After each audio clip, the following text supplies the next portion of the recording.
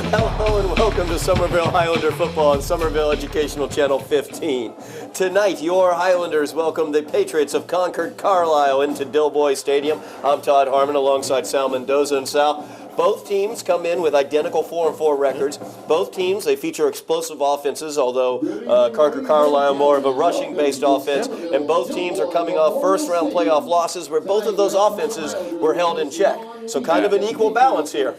Yeah, most definitely. I mean, you got Concord Carlisle coming in off a 35-0 loss to Billerica, which is definitely one of the top teams in the state. And the same for the Highlanders. I mean, they lost a game 35-10 to Beverly, who's definitely one of those teams that are pushing the top 25 in the state in a game that the score isn't really indicative as to how the game went. If you look at it, at one point in the third quarter, it was only 14-10 Beverly. They were able to put a few touchdowns late when the Highlanders had to get a little more aggressive than they probably wanted to get. So, I mean, you look at that score, you think, wow, that game wasn't close, but if you were there, you would have seen a very close football game. So the Highlanders come in tonight with that 4-4 record, as well as Concord Carlisle with 4-4 records. Both teams, although with those identical records, Somerville was the higher seed in the playoffs, so they would be, I guess, slightly favored tonight, but it is quite an even balance. We are going to pause now for the playing of our national anthem.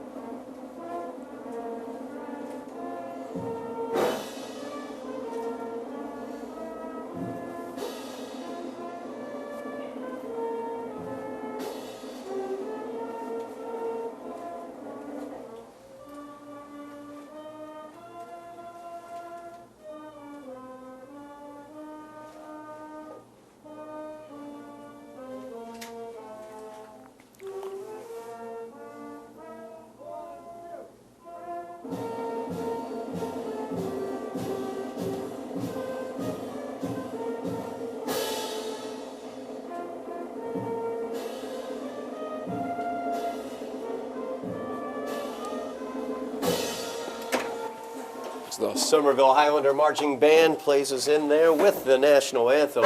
We are getting ready for football action here at Dilboy Stadium. Highlanders won the toss. They are deciding to take the ball first to see what that offense can do to begin tonight's game. Like you talked about, Sal, a much closer game than the score would indicate last week against Beverly for the Highlanders. Of course, a close game Concord Carlisle had earlier in the year that I know you noticed on their schedule was that loss to Lexington earlier in the year. Yeah, definitely. That one definitely stands out to me. They lost by the score of 35-34, and Lexington is one of the top teams in the state. They were 8-0 going into their first-round matchup against Andover, and they ended up losing in overtime. So, I mean, that definitely stands out there as something to keep an eye on.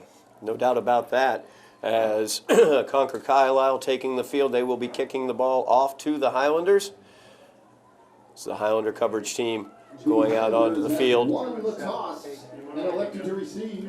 So we'll see what these two 4-4 teams can do here, coming off of those first-round playoff losses, as they look to hook up here at Dilboy Stadium tonight on Somerville Educational Channel 15. Yeah, something different. You got Fred Caston and Jason Barrientos back there, freshman running back, senior. You got Gio out there with Lucas kind of playing in the middle there. Possibly they scouted that what the kickoff normally is for the Patriots. We'll see.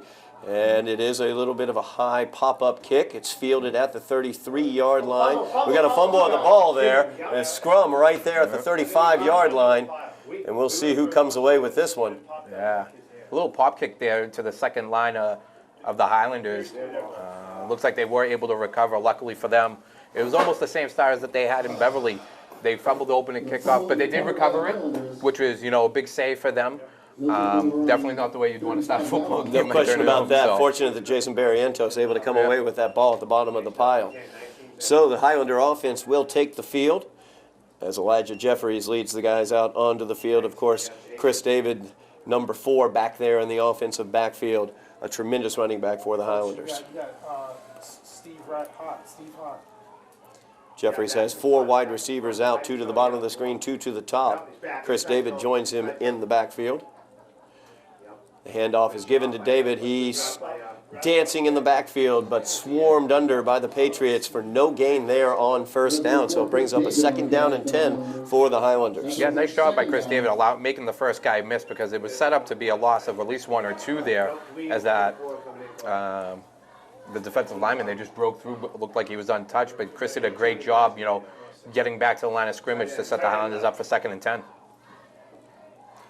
So the Highlanders set up for 2nd and long as Jeffries gets his signals from the sideline. Henry Augustine checked into the game, and he's in the backfield as well, along with Chris David. Tight formation there for the Highlanders.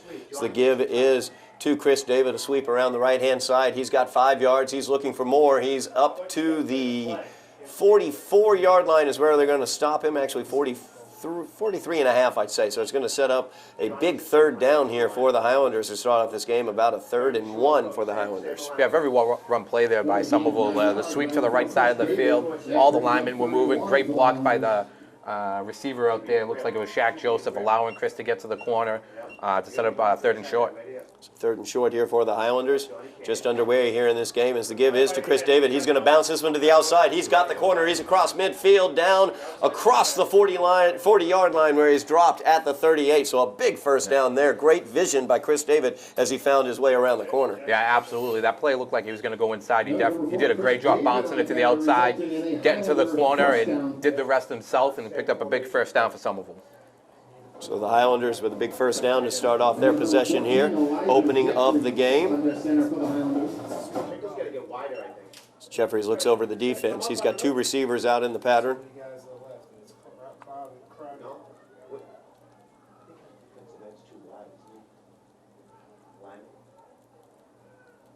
He'll change up the formation here. Move the strong side to the far side of the field. Got Gio Pierre down at the bottom there of your screen, the far receiver. Shaq Joseph up there at the top. And we're going to have a timeout on the field as the Highlanders are going to call timeout. Didn't like the way that play was lining up, did Coach Fenton taking the timeout. It was taking a while to get that play set up, and then a nice timeout by the Somerville coaching staff just to make sure, everything's on set. You don't want to take a delay of game penalty here, especially after a big play like that. Absolutely, don't want to give up any ground there. As Coach Fenton giving the information there to Owen Flores, number 44. Owen is in the backfield. Johnny should move left. Really? I know, he looks like he's over the side. How it works, when he snaps it, it starts? What is it? 2 wide receivers here as Jeffries calls out the signals. He's 900 yards deep. Jalen? Is he? It's like 15. First down and 10 for the Highlanders. 8:49 remaining here in the first quarter of play. As the give is to Chris David. He's got some blocking out around the side there. He's taken down, though, after a gain of about 4 on that play. So brings up 2nd down now and about 6 for the Highlanders. Yeah, nice block by number 3, Henry Augustine there, kicking out the end to allow Chris David to turn that up inside and pick up about 4 to 5 yards there. Highlanders going with no huddle here. They're going to spread them wide with 4 receivers out. Every one of those runs was to the tight end so far. Yeah. You'll notice that Somerville's not going to really go into how they're going to line up in their formation, take their time, see what the defense presents them, and then they'll call their play. Just tumble line up on one side. The Highlanders have that play. Motion the trips, rock. As Lucas St. Jean in motion. The handoff goes around the right side and taken down. Lucas St. Jean was given the ball there. He gained probably about 3 or 4 yards on that play. Brings up a 3rd down and a long 3 for the Highlanders. Another big 3rd down. Yeah, you notice in the Highlanders, they're not really trying to run in between the tackles. Everything's to the left and right. The sweeps making, this Concord Carlisle defense have to go a long way to make a tackle. And so far, so good. So let's see if they keep it up. So a big 3rd down here for the Highlander offense. Tied up 0-0, just underway here. As St. Jean in motion again. The give is underneath, though, as Chris David has plenty of room to run there as he gets the first down. A little juke move across the 20, and he's out of bounds at the 17-yard line. So another big first down by Christopher David. Yeah, great patient running by him. He was going to try to go with the inside, see that it was covered, bounce it to the outside, and great blocking down the field by Gio Pierre. Basically all over the defensive back that was on him. Didn't give him a chance to make a tackle, and that's what allowed Chris to get so far down the field. So the Highlander offense, on the power of the legs of Christopher David, they've moved the ball downfield inside the 20-yard line. See, Trinkel's too wide, and John's not wide enough, you know what I mean? Trinkel's almost outside the slot. Jeffries gets the signals in from the sideline. There you go. They've got the 4 wide receivers out. There you go, right there. See, these too wide. Pass. Jeffries back to pass. He looks out to the right-hand side, and the pass is incomplete. 2nd and 10.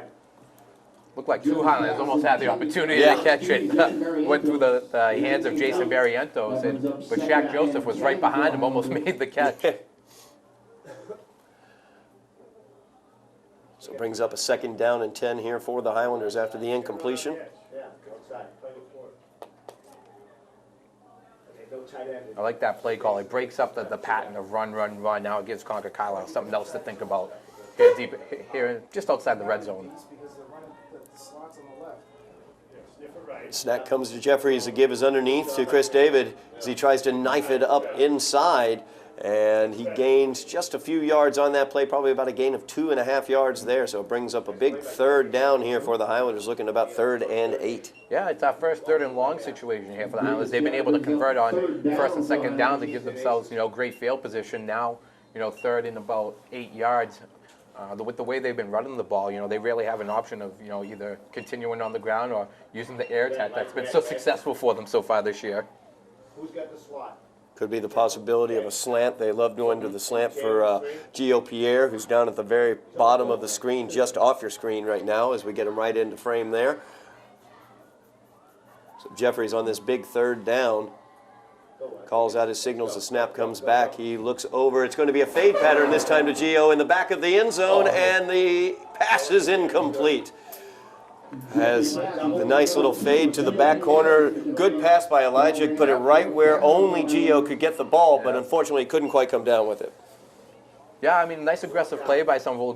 They saw one-on-one coverage on the outside with Gio, and 9 times out of 10, I think they'll take that. And perfectly thrown ball. Gio went up, just wasn't able to come down with it. You got to give some credit to the Concord Carlisle defender there. It was number 13, Trevor Hoffman, who made it didn't make it an easy catch. He was right in Gio's face, so nice play all around, and now the Highlanders are looking at 4th and 8. 4th and 8, and the Highlanders are going to go for it here. Who's the Warren over here?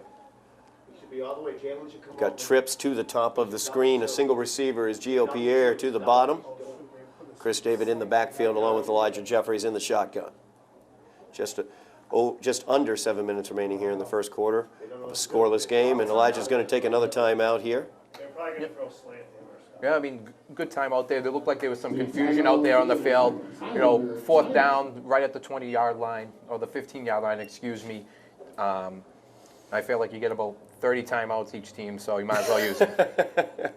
That is true. There are plenty of timeouts that are granted to each team. And definitely in a situation like this, like you said, Sal, they're down at the 15-yard line. Opening drive of the game, you want to get those points on the board. You want to take that early lead. And so it's very vital that you have the correct setup. And if anything doesn't look right, like Elijah did in that situation, you just take the timeout and fix it up. Absolutely. The last thing they want is to, get a delay game, push them even further back. 8 yards is definitely, on 4th down, is not ideal. You don't want to go back any further. Probably going to 7, right? This time, 2 receivers on the left-hand side. As the snap comes back to Jeffries, he rolls out to his left. He's looking into the end zone, and it's caught for the touchdown by Shaq Joseph.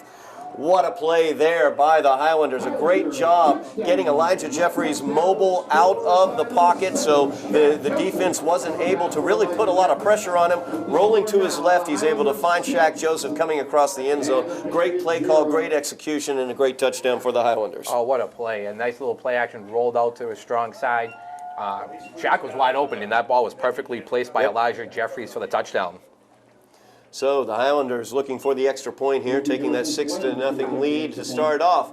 Kick is up, and it is good as Emerson Clems puts that one through. So the Highlanders take the 7-0 lead on their first possession of the game. So a great offensive drive there for the Highlanders, showing the multifacets that they have on their offense. As Christopher David, a great job on the ground, moving the ball down into the red zone. And then once they were down there, able to convert on a big 4th down with a beautiful play call and great execution to Shaq Joseph. Yeah, that was a very, very well play, like well timed, everything was executed perfectly on there. And Shaq, had the defender behind him. Jeffries threw a perfect pass to him, and great play. So the Highlanders have the 7-0 lead now. They will be kicking away to the Patriots of Concord Carlisle. Concord Carlisle, more of a run-based attack, more of a full-house backfield run-based attack that we will definitely get to have a look at. So it's going to be very important, like I mentioned to you before the game, before we went on air here, Sal, that we want to be calling out the linebackers and the defensive linemen's names of the Highlanders. So we want to call a lot of Quincy Bocage and a lot of Manuel Santiago and Pedro Montero as well. Absolutely. If we're saying their name a lot, it's definitely a good thing for us and the Highlanders.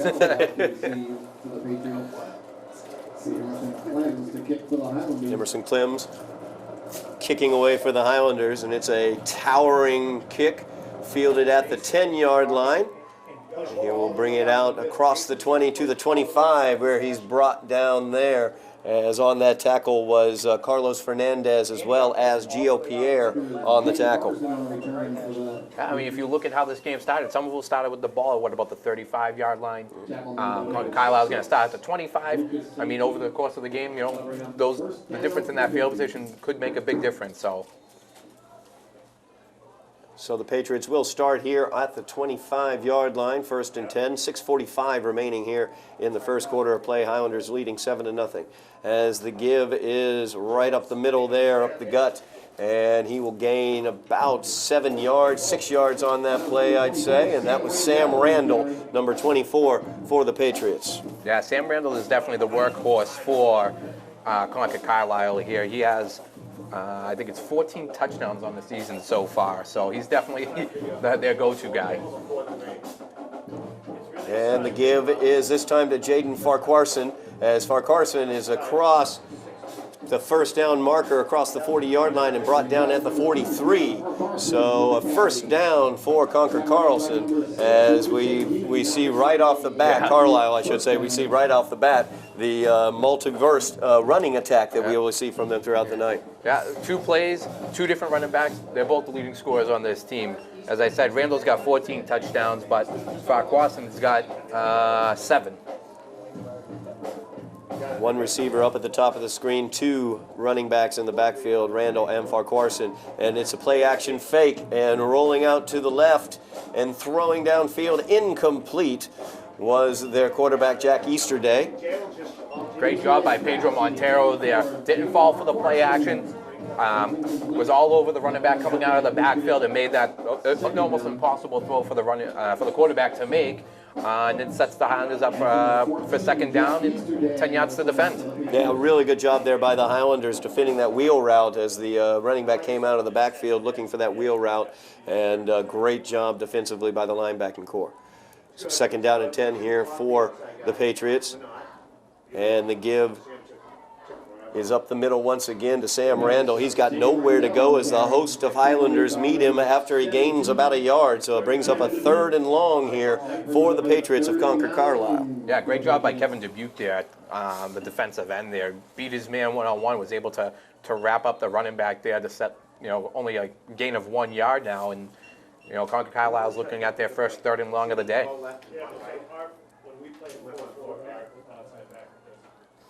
So Jack Easterday under center at the quarterback position for the Patriots. 1 receiver at the top of the screen, tight end at the bottom, 2 running backs in the backfield. The fake is to Farquharson. He looks downfield, does Easterday. He's got a man downfield and defended well, as it was defended well by Jelani Tull.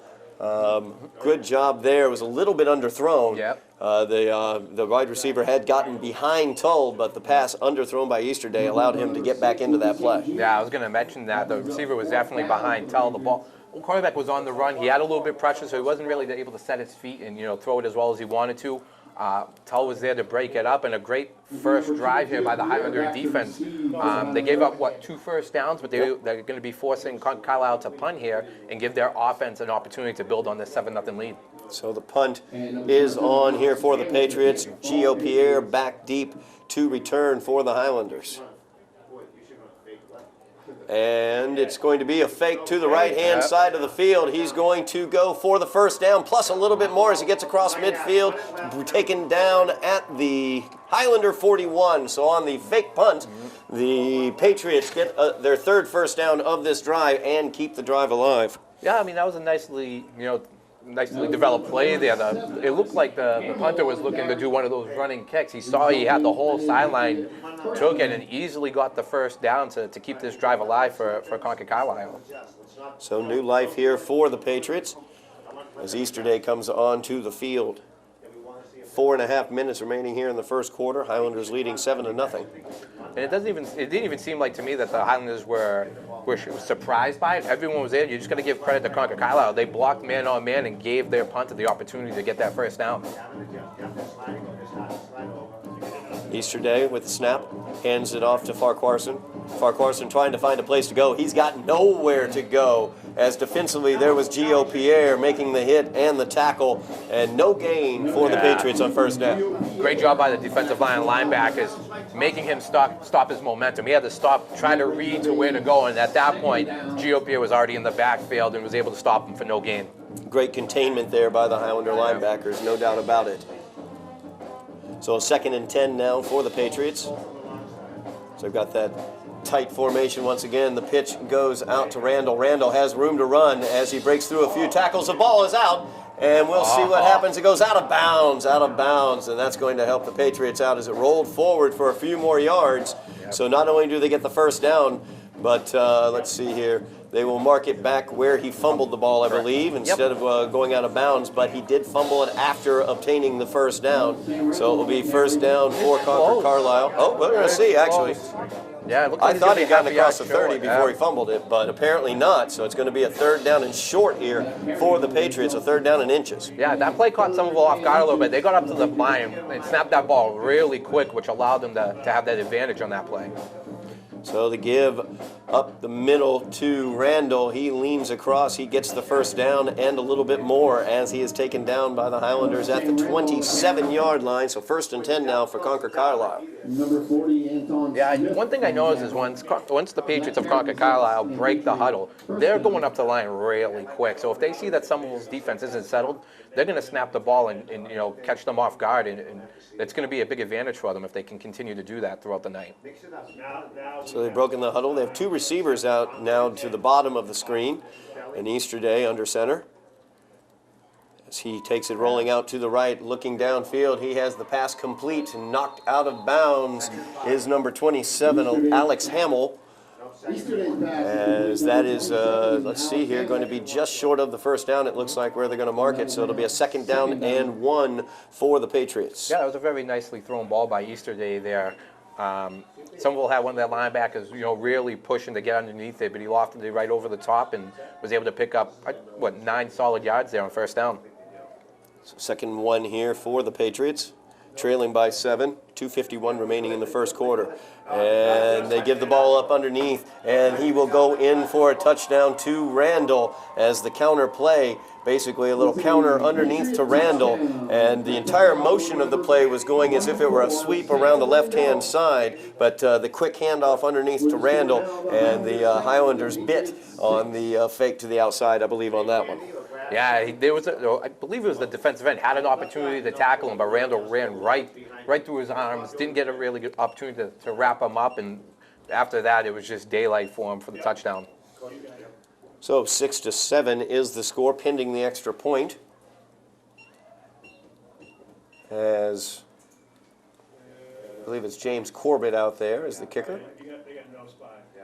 And the kick is up, the line drive kick. Barely over the upright, but it is good, and that will tie this ball game up 7-7 with 2 minutes and 47 seconds left here in the first quarter of play. So a nice drive there for the Patriots as they were able to answer back against the Highlanders. So it looks like we got ourselves a rather evenly matched game so far in this one, Sal. Yeah, I mean, you got to think the play of the drive there was the fake punt that they ran on 4th down question. that extended the drive for them and gave them the opportunity to tie this football game. It wasn't like it was a 4th and 2. That was about a 4th and 8 that they ran that fake punt on. And it looks like both teams are going to be aggressive on the offensive side of the ball, knowing that it possibly could be a high-scoring affair.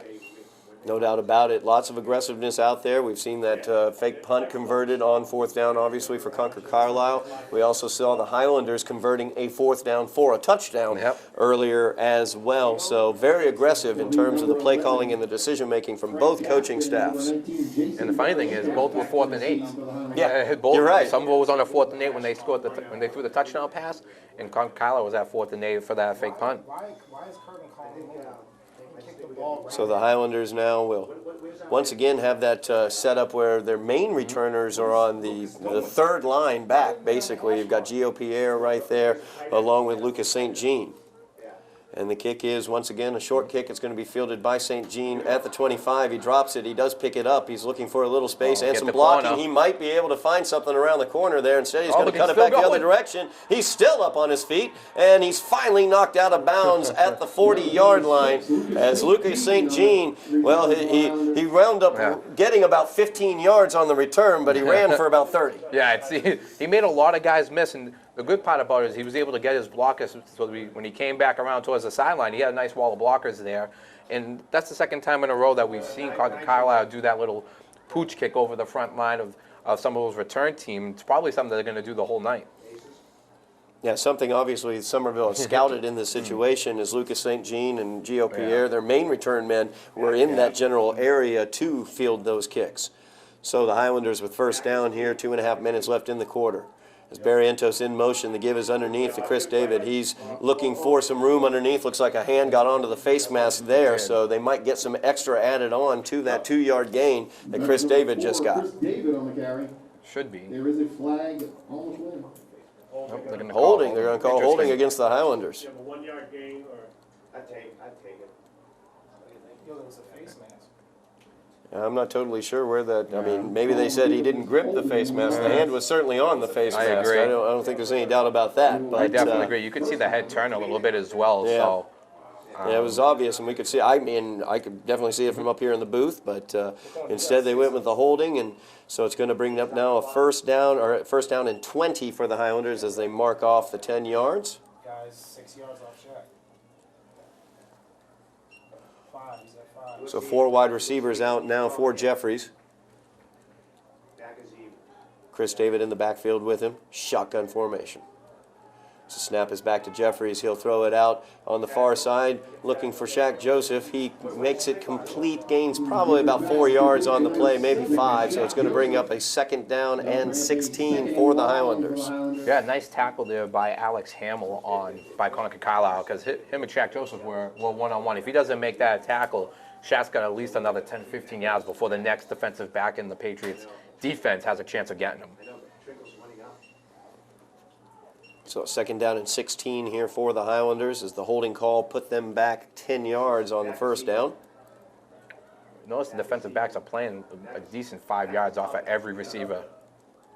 And they do note that as the pass is out to Lucas St. Jean in the flat. He makes one man miss. He drops the ball, though, and the ball is recovered by the Patriots.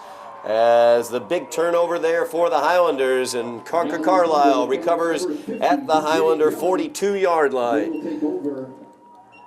So the Patriots will take over there at the 42. As Lucas St. Jean he's got to have better ball security in that situation. He tried to make a man miss, got the ball away from his body a little bit, and was able to be knocked out of his hands. Yeah, he did a great job making the first 1 or 2 guys miss. It was just a guy that came from behind. You really didn't see him, wasn't expecting it. Ball popped loose, and now Concord Carlisle has the ball. So Easter Day out there. The give is to Farquharson. Farquharson trying to find some room around the corner. He's got the corner, and he has a lot of room down the sideline. And he will take it inside the 10-yard line to the 9 with Farquharson. That was some speed that he showed around the corner there. Yeah, definitely. Nice tackle and pursuit by Henry Augustin. That's a defensive end running all the way down the field, making that play. I mean, that's a lot of room for him to run, and great job, great pursuit, and prevented the touchdown. Really. Absolutely, it did. No question about that, as Augustin definitely did not let himself be removed from the play. We have a timeout on the field as the Highlanders are going to take timeout. Tie ball game here, 7-7. And unfortunately, though, the Patriots knocking on the door after the Highlander turnover. 50 seconds left here in the first quarter of play as the Patriots have it at the 10-yard line. Yeah, I mean the Islander offense was moving pretty well. I mean that play where St. Jean did the fumble was going to get them in third and short territory. Yep. Like he was gaining at least 10, 15 yards on that play. Just the ball was a little outside his body. Just like you said, he has that tight to his body. It prevents the fumble, and the Islanders offense is still moving. Well, and you had pointed out, and it's exactly what they took advantage of, how far the defensive backs were off the line of scrimmage in terms of defensively from the wide receivers. They took advantage of it in that situation and were able to, like you say, gain a good number of yards, but unfortunately the ball security just not there for the Highlanders. So it's going to be first and goal here from just inside the 10 for the Patriots. It's a man in motion over to the far side of the formation. And the give is to Randall as he is hit immediately as he got that one. He does power through that initial hit and is able to get about 3 yards on the play, brings it down to the 6-yard line. So it'll bring up a second and goal from the 6. Yeah, nice job by Marcus Thomas there, shooting right through the gap and making the initial contact just right around the line of scrimmage to really prevent him from breaking anything. So with just over 20 seconds, we'll see whether the Concord Carlisle will get a playoff here before the end of the quarter. Looks like they definitely will as they've broken their huddle. They've got one receiver at the top of the screen, 2 running backs in the backfield. The back is Farquharson as he leans forward, looking for more yardage across the 5. He stopped at the 4. That will do it for the first quarter of play, as the Highlanders are tied with the Patriots of Concord Carlisle by the score of 7-7. But unfortunately, the Patriots knocking on the door with a big third down and goal from the 4-yard line when the second quarter of play begins, as they take the long trek to the other side of the field. I think the referees are going to be the most upset about it because they're going to have to run about 90 yards to the other end. But yeah, I mean, obviously the turnover, but this is definitely 4-down territory. I can't see them. It's third and goal there at the 4-yard line. I can't really see them opting for a field goal here. So that opens up the playbook for them. They can, they don't necessarily have to throw it here. They can run, they can pass. You've seen them try some play action. That might be something that they throw out here to get one of the running backs in the flat. Well, one thing that I've also noticed is that when they are throwing the ball, they seem to be bringing Easterday out of the pocket. They seem to be rolling him to the right, rolling him to the left a little bit, trying to get him out of that pocket area. So a possibility here of him rolling out, looking for somebody in those situations. That's where they seem to have been most effective with their passing game so far. Yeah, I mean, we haven't seen him drop back for like a traditional pass once all night. So, I mean, I think that's a great point. So it's kind of tough because that's what their base offense is really. When they're handing it off, they're rolling one way or the other. So it'll be interesting to see what they call up here on the next 2 plays. Well, they have that. They have those 2 selections of those excellent running backs in the backfield as well, with Farquharson with that speed, but also Sam Randall has that interior strength. So we'll see which way they go. They have a full house backfield, 3 running backs in the backfield. The give is to Randall as he's looking to power it in, and he does for the Patriots touchdown. So that makes it 13-7 as Sam Randall able to power across for the 4-yard touchdown for the Patriots. So the Highlanders, for the first time tonight, are behind in this game by the score of 13-7, pending the extra point attempt. I mean, we can definitely see why he has so many touchdowns on the season here. Yeah.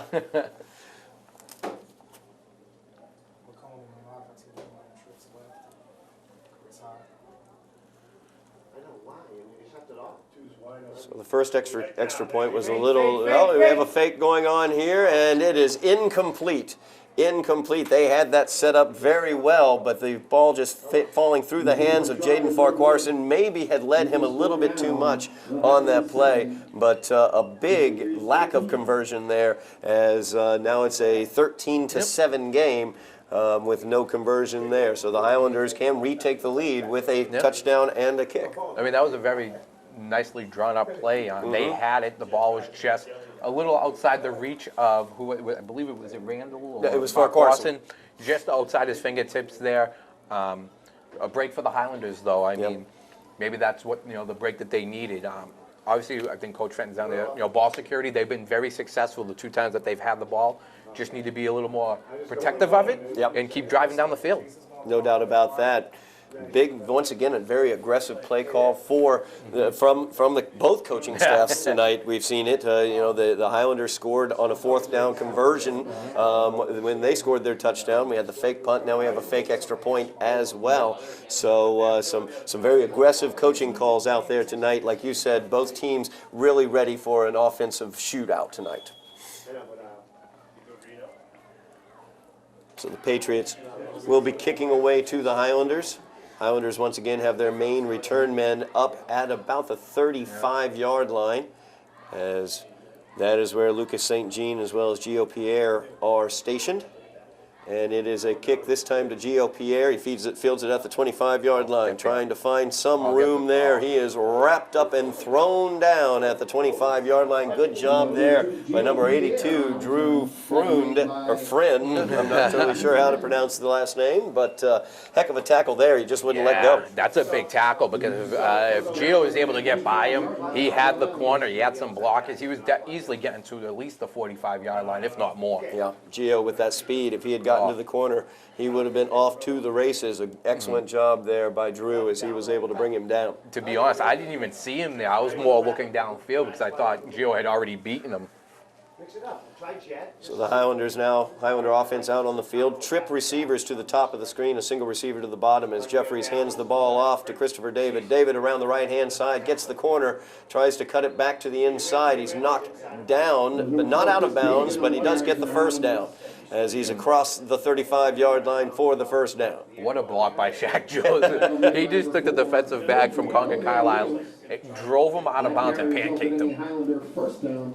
Lots of good blocking tonight by the Highlanders receivers as Gio Pierre as well as Jason Barrientos out there. We've seen him drop some as well. A big one there by Shaq Joseph also. One thing I'm noticing, you get a one-on-one matchup here with Shaq Joseph against a smaller defensive back from Concord Carlisle. That's Shaq Joseph at the bottom of the screen there. So Jeffries is getting his signals in. Trip receivers to the top. And this time back to pass is Jeffries as he throws it behind Shaq Joseph. The defense had actually cheated down as number 16 actually cheated out. Looked kind of like similar to a zone blitz look as he was right up on the line, Max Trinkle, and then he ran back to the outside. So Elijah had to adjust his pass there and throw it a little bit behind Shaq. It's a little surprising that you're seeing the majority of the Concord Carlisle defense within 5 to 10 yards of the ball. They're really trusting the defensive backs one-on-one on the outside. That's true.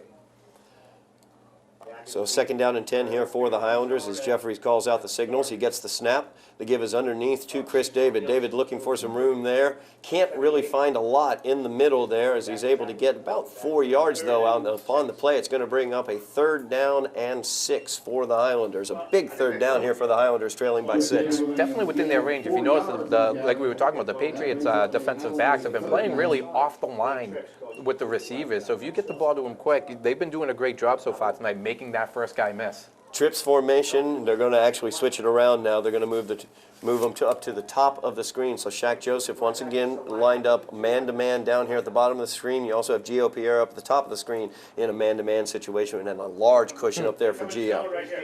There's only one safety. He's directly in the middle of the field, and he's about 11 yards off the line of scrimmage. And the give is to Chris David. He's looking for some. Oh, nice block there on the corner, and he's able to get the first down because of that block. Great job of blocking there. Yeah, definitely. I believe, who was that? Craig Thompson? I think Craig was the one who dropped the boom right there at the corner. That was a great job allowing Chris David to get to the outside. Smart blocking by Shaq Joseph out there. He had the opportunity to not grab it, but it would have been a block in the back. He put his hands up, nice disciplined football there, allowed Chris to get to the corner, and it's a first down for Somerville. So just short of midfield, the Highlanders have the ball at their own 49-yard line, 1st down and 10. 9 minutes, 14 seconds remaining in the half. Highlanders trailing by 6. Trip receivers to the top of the screen. Shaq Joseph alone down at the bottom of the screen. As Jeffries calls out the signals, he'll hand it off to Chris David. David will bounce it out to the right. He's got some room as he knifes through the defense for a big gain there. He's forced out of bounds at the 15-yard line. Great job running there by the Highlander offense. Yeah, I feel like we're going to say the same 2 names that we just said in the previous play. Yep. But great job of blocking by Shaq Joseph and the tackle. Who was it? It was Craig Craig Thompson, excuse me, but allowed a perfect gap there for Chris David and a huge gain for Somerville. Yeah, great job blocking, as you said, Sal. It's been, throughout the night, and we mentioned it a couple times, the tremendous blocking that we've seen from the wide receiving core of the Highlanders is, as we've definitely seen, you know, Shaq Joseph, Lucas St. Jean, Gio Pierre dropping big blocks out there. Henry Augustin also making some big plays out there with the setting up the runs for Chris David that he can just knife right through like he did in that situation. And Concord Carlisle with the timeout. You know, that's 2 back-to-back big plays for Somerville there. It looks like the coaching staff wants to kind of hone them in there. But Somerville driving inside the red zone here at about the 16. Yep, first down at the 16-yard line now, inside that red zone.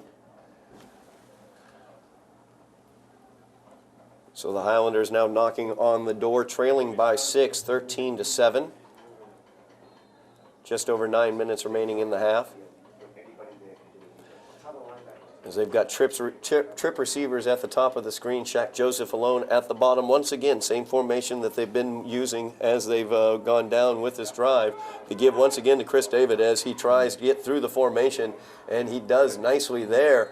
Really patient running there, letting his blocking set up. He's able to get the big 6 yards and set up a very reasonable 2nd down and 4 for the Highlanders. The thing that impressed me about Chris David is not only does he run with a lot of power, but like you said, he runs with a lot of patience as well. He waits for those blocks to develop, allows his linemen and receivers to make those blocks, to give him those extra yards. It's a rare combination to see someone with that power and that patience. Yeah, he's got the patience. He also has good vision, so he's able to see where his blocking is. That's a play that we've seen him bounce to the outside with great effect. In that situation, he decided just to keep on going in between that tackle guard split and able to gain those 6 yards. So 2nd down and 4 now. Trip receivers to the top of the screen once again for the Highlanders. This time he looks over to Shaq Joseph into the end zone for the slant, but it's incomplete as it goes through his hands. As they had that one set up nicely, Shaq was open on the play, and it just went through his hands. Yeah, he had the defender beat.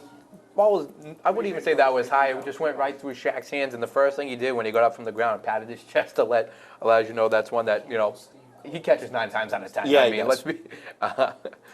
So it brings up a 3rd down and 4 here for the Highlanders. Closer to, it's a short 4 if it is 4. Yeah. So it's 8 minutes and 15 seconds left here in the half. The Highlanders have the ball inside the 10-yard line on a big 3rd down. It's Jeffrey in the shotgun. Gives it off to Chris David, a nice little stutter step, and that's going to get him the 1st down and the touchdown with the dive at the end for Chris David. A great play there by Chris David. The stutter step at the beginning, so there was tremendous penetration by the Patriots right up the middle of the offensive formation. Chris David able to make the initial man miss, and then there was nothing they could do about it as he knifed through the defense and made that great dive to the end zone for the touchdown. So the Highlanders tied up here 13-13. Yeah, I mean, I couldn't have said it any better. There was definitely a lot of penetration right on the snap of the ball, but Chris David made that first guy miss, and he had a nice little seam to the end zone. As Emerson Clem's looking to give the Highlanders back the lead, and he does with the extra point. So that makes the score 14-13. The Highlanders leading with 8 minutes and 9 seconds remaining here in the half. Really good drive there for the Highlanders as they were able to get some big, huge plays to motivate them on down the field. And then just Chris David, just everywhere. Great blocking as well, but on that last play, that was just all Chris David. Yeah, I mean, we've been saying his name, you know, that whole drive, a combination of, you know, his patient, powerful running, but the offensive line did an amazing job that whole series. Receivers, that was definitely like a total team drive there that produced those 7 points. Yes, it did, no doubt about it. As the Highlanders answer back after Concord Carlisle helped out by a Highlander turnover, able to get the lead, but the Highlanders have retaken that lead here now. Curve in. So 8:09 remaining here in the half. The Highlanders leading 14-13, kicking it away to the Patriots. Kelly needs to tighten up. He's too far away. Hey, can you hear me, Curve? Emerson Clem's preparing to kick away for the Highlanders. So here's Clem's kick. It's a nice kick. It's fielded at the 10-yard line. Across the 20 to the 23 to the 25 and 26-yard line where he's brought down by the Highlander coverage team. A nice gang tackle there by the Highlanders. Nice deep kick there. You can see the difference. Like we talked about it earlier.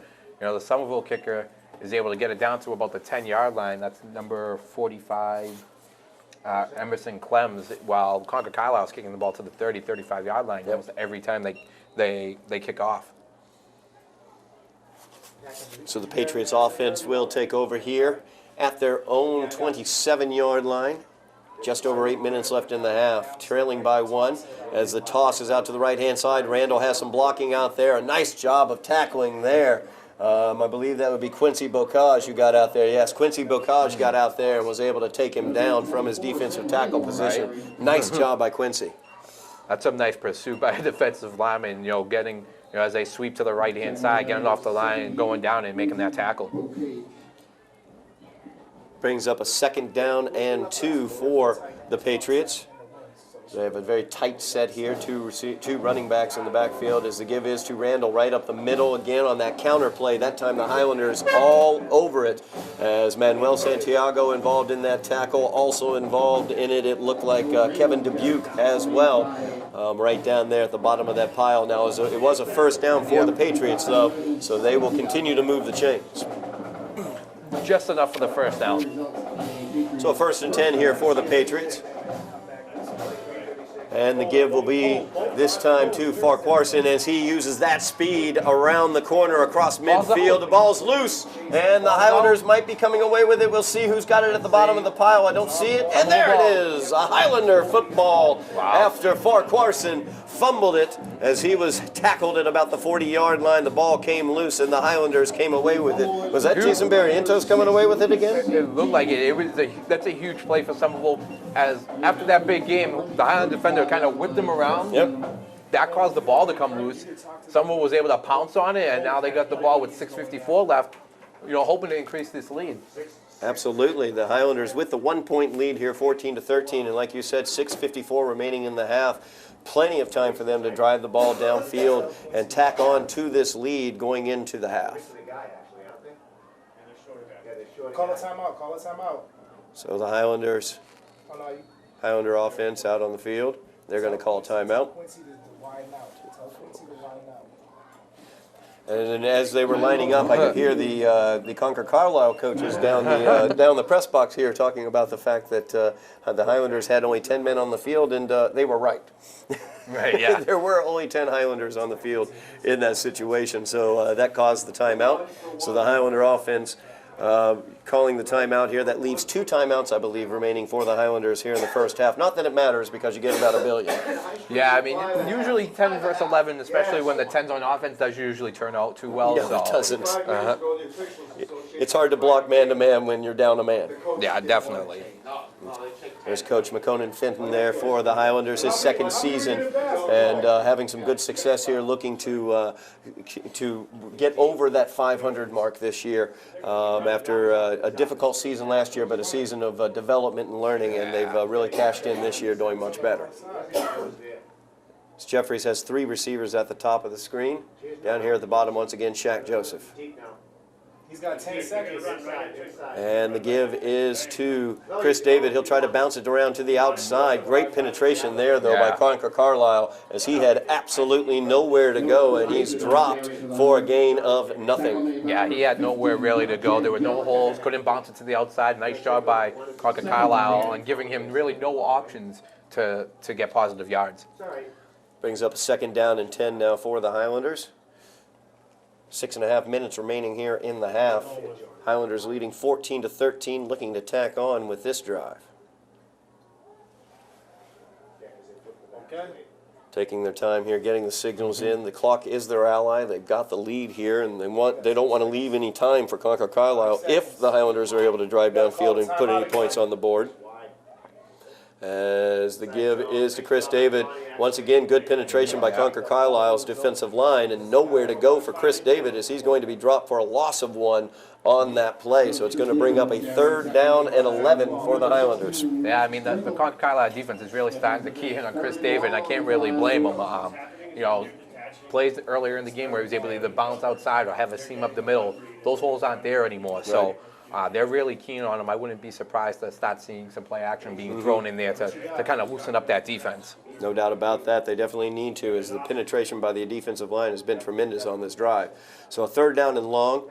As Jeffries back to pass, he's looking downfield. He'll scramble out to the left, and he will go ahead and run this one as he's got the corner and the first down, and he is out of bounds across midfield at the Patriot 46-yard line. So a great job there by Elijah Jeffries, taking what the defense was giving him. They were giving him a lane out there. Yep. He took it for the first down. Absolutely. He did a great job stepping up in the pocket. You know, they had a defensive end coming up. He stepped in, was able to roll to the left side of the field, saw that no one was open. As you said, he had that seam down the sideline, picked up the first down, the drive keeps rolling. Shaq Joseph needs to watch out. He was a little bit offsides there, as he said himself. He backed up, though. Big first down here for the Highlanders. 1st and 10, 5 minutes, 15 seconds left in the half. Is looking downfield is Elijah Jeffries. He's looking for it all right here on this play as it is incomplete. As that ball was thrown out there to Gio Pierre into the hands of Gio, then knocked away from the hands of Gio Pierre. Yeah, I mean, it would have been a very, very tough catch. He did have the Concord Carlisle defensive back like in the middle of him. If that ball's a little more ahead of him, I think it's a touchdown, but you got to give credit to, it was number 31, Robert Doherty there for you know, making it a very difficult catch for Gio. Yeah, definitely a difficult catch there for Gio. Brings up a 2nd down and 10 for the Highlanders. Jeffries in the shotgun formation. He gives it on the sweep to Chris David. Chris David cuts it right back upfield, and he gets the first down. A nice job there by Chris David. Once again, that vision, that patience. He let those drop blocks develop ahead of him, but then when he could cut it upfield, he certainly did for the first down. Yeah, great job there by Chris David. Got through the hole, saw that he could cut it inside, made a nice little cut there. Excuse me, picked up the first down. So a big first down there for the Highlanders as they continue to move downfield. 4 3/4 minutes remaining here in the first half of play. And on the jet sweep this time, it's Lucas St. Jean, and he's got, Gio Pierre, and he's very elusive out there, using that speed and that elusiveness across the 25-yard line down to the 22, and another Highlander first down. Yeah, nice jet sweep there. Gio could have went out of bounds. He saw he had a little bit of room on the inside, cut it back in, got an extra couple of yards, and another first down for Somerville. Yeah, and letting the clock run as well. I mean, 4 minutes, 20 seconds left here in the first half, and the Highlanders, you know, if they're able to put any points on the board, they don't want to leave a lot of time for the Patriots to drive back downfield. So once again, the clock, the ally of the Highlanders. First down and 10 here. The give is to Chris David this time, to the sweep to the left-hand side, trying to find that corner. He eludes one tackler, runs through another tackler. He's got the first down, still moving, and he's brought down across the 10-yard line, or at the 10-yard line. So now another big first down for the Highlanders. Yeah, I mean, 3 straight runs, 3 straight first downs for Somerville. Nice job by him going to the left side. His linemen and his receivers were out there to block for him. Nice, I'd say, what, 11-yard gain? Yep. Now they have the ball just inside the 10-yard line for 1st and goal. A stoppage of play here as the Patriots are going to take time out. You know, football, like many sports, but football specifically, a game of adjustments. And you talked about how Concord Carlisle had adjusted, and they were getting good penetration on the interior to stop Chris David. And so what does Coach Fenton do to adjust back? He starts running those jet sweeps, starts moving the ball to the corners, and really kind of spreading that field and preventing that interior power that Concord Carlisle was showing. Yeah, I mean, spreading the ball left and right, and that deep pass down to Gio really loosened up the defense there. And since that deep pass, 3 straight runs for 3 straight first downs, and now Somerville's in prime position not only to score late in the first half, like you said, doesn't give Concord Carlisle too much time to score before the end of the half. They get the ball to start the second half. So the last thing you would want is for them to score, go into the half, and then get the ball to start the second half. No doubt about that. It's 3 minutes and 47 seconds remaining here in the first half of play. The Highlanders knocking on the door once again with the ball first down and goal from the 10-yard line. If you're going to have the ball first and goal, that's kind of the worst place to have it, but definitely no problems with the fact they're knocking on the door, though. So you got it first and goal from the 10, a 1-point lead for the Highlanders looking to add on.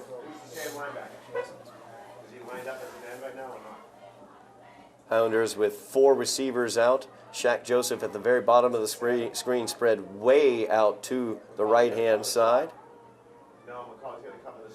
And Elijah Jeffries looking for Joseph. He goes to his second receiver, and I believe that would be Barry Entos there. And he dives for the pylon and just did not quite make it there. A really nice job, though, by Elijah Jeffries, as the first read on that was Shaq Joseph on the slant as he was spread out so far to the outside. But he went to his second read on that play, which was Barry Entos moving up underneath that slant. He gets it for almost a touchdown, but now a really reasonable second down and goal for the Highlanders. It looks like it's just one, maybe a half yard. I mean, this has Chris David written all over it. I mean, I'm not an expert, but I think if you give it to him 3 straight times here, second, third, and fourth down, he's probably going to score. On one of those, he probably will. 3 minutes, 41 seconds remaining here in the first half as the give is to Chris David, and he is across the goal line for the Highlander. Touchdown! Big play there, big drive there for the Highlanders as they're able to convert the turnover into 6 points, pending the extra point here by Emerson Clems. So the Highlanders taking that 20-13 lead, looking to make it a 21-13 lead here with Emerson Clems on the field.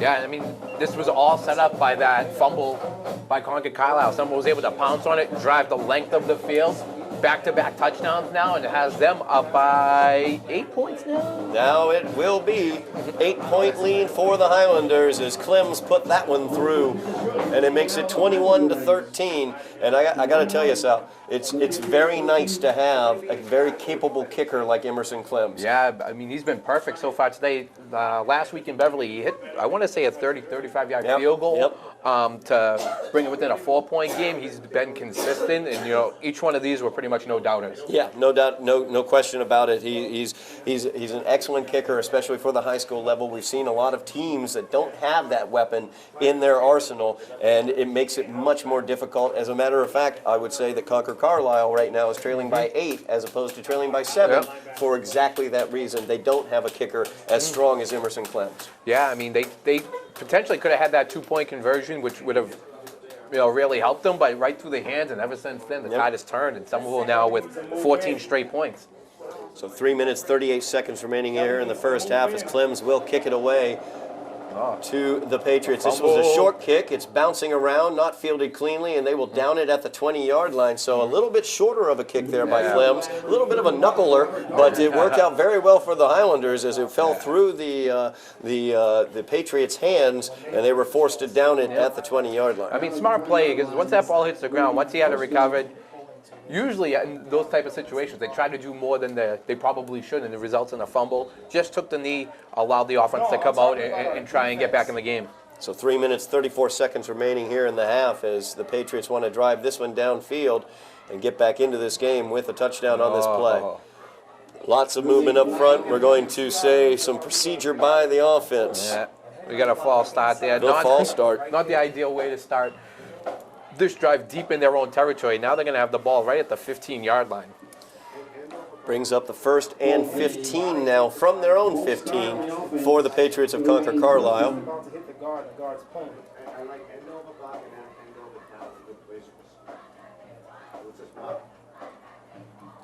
Concord Carlisle with the snap. The give is underneath to Randall. Randall looking for some room there. He's got nowhere to go. Actually, my apologies. Actually, it was Randall on that play. Hit about 3 yards, I would say. Yeah, nowhere really to go there. Nice job by the defensive line of the Highlanders as they were able to keep him from breaking free. As we've seen, he's a very powerful runner, so you definitely have to bring him down with some power. The Highlanders able to do it in that situation. And he's definitely got some speed, so you definitely don't want him in the open field because I don't really see too many people catching him. 2nd down and 12 now for the Patriots. Easterday rolling out to his right. He throws it downfield, incomplete. Throws it behind his receiver. I think Jaden Farquharson was the intended receiver there. There were 2 Patriots in the area. Farquharson, I believe, was one of them. We got a flag on the play as the Highlanders get called for the penalty. Called for the late hit. Yeah, I mean, number 2, as you said, what was it? Ben, who was it that was open?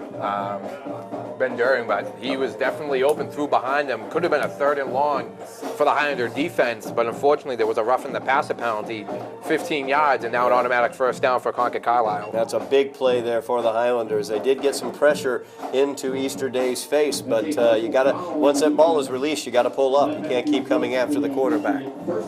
So a first down and 10 here for the Patriots as Easter Day hands the ball off to Farquharson. Lots of movement. Nobody was set at the line of scrimmage. They're going to back it up another 5 yards. Yeah, definitely. They had the guy coming in motion. One of the, looks like one of the running backs was still moving. Definitely not set, and a good call by the officials there. So it'll bring up a first down and 15 now for the Patriots. You don't usually hear me say that too often. So. That is true. That's an excellent point. So I still want to know where the face mask penalty was in the first quarter, but that's neither here nor there. 2:45 remaining here in the quarter as Easter Day, I should say, gives the ball off to Farquharson. Farquharson is across the 30 to the 35-yard line as he gains a good 5-6 yards on there, actually 7-yard gain. Nice job by Jason Barrientos. He didn't make the tackle, but he drove upfield to force the running back to cut back inside. He didn't allow him to cut the corner, and that's where the rest of the Highlander defense was. So it brings up second down and 8 here for the Patriots. Just over 2 minutes left in the half as Easter Day brings his players to the line of scrimmage.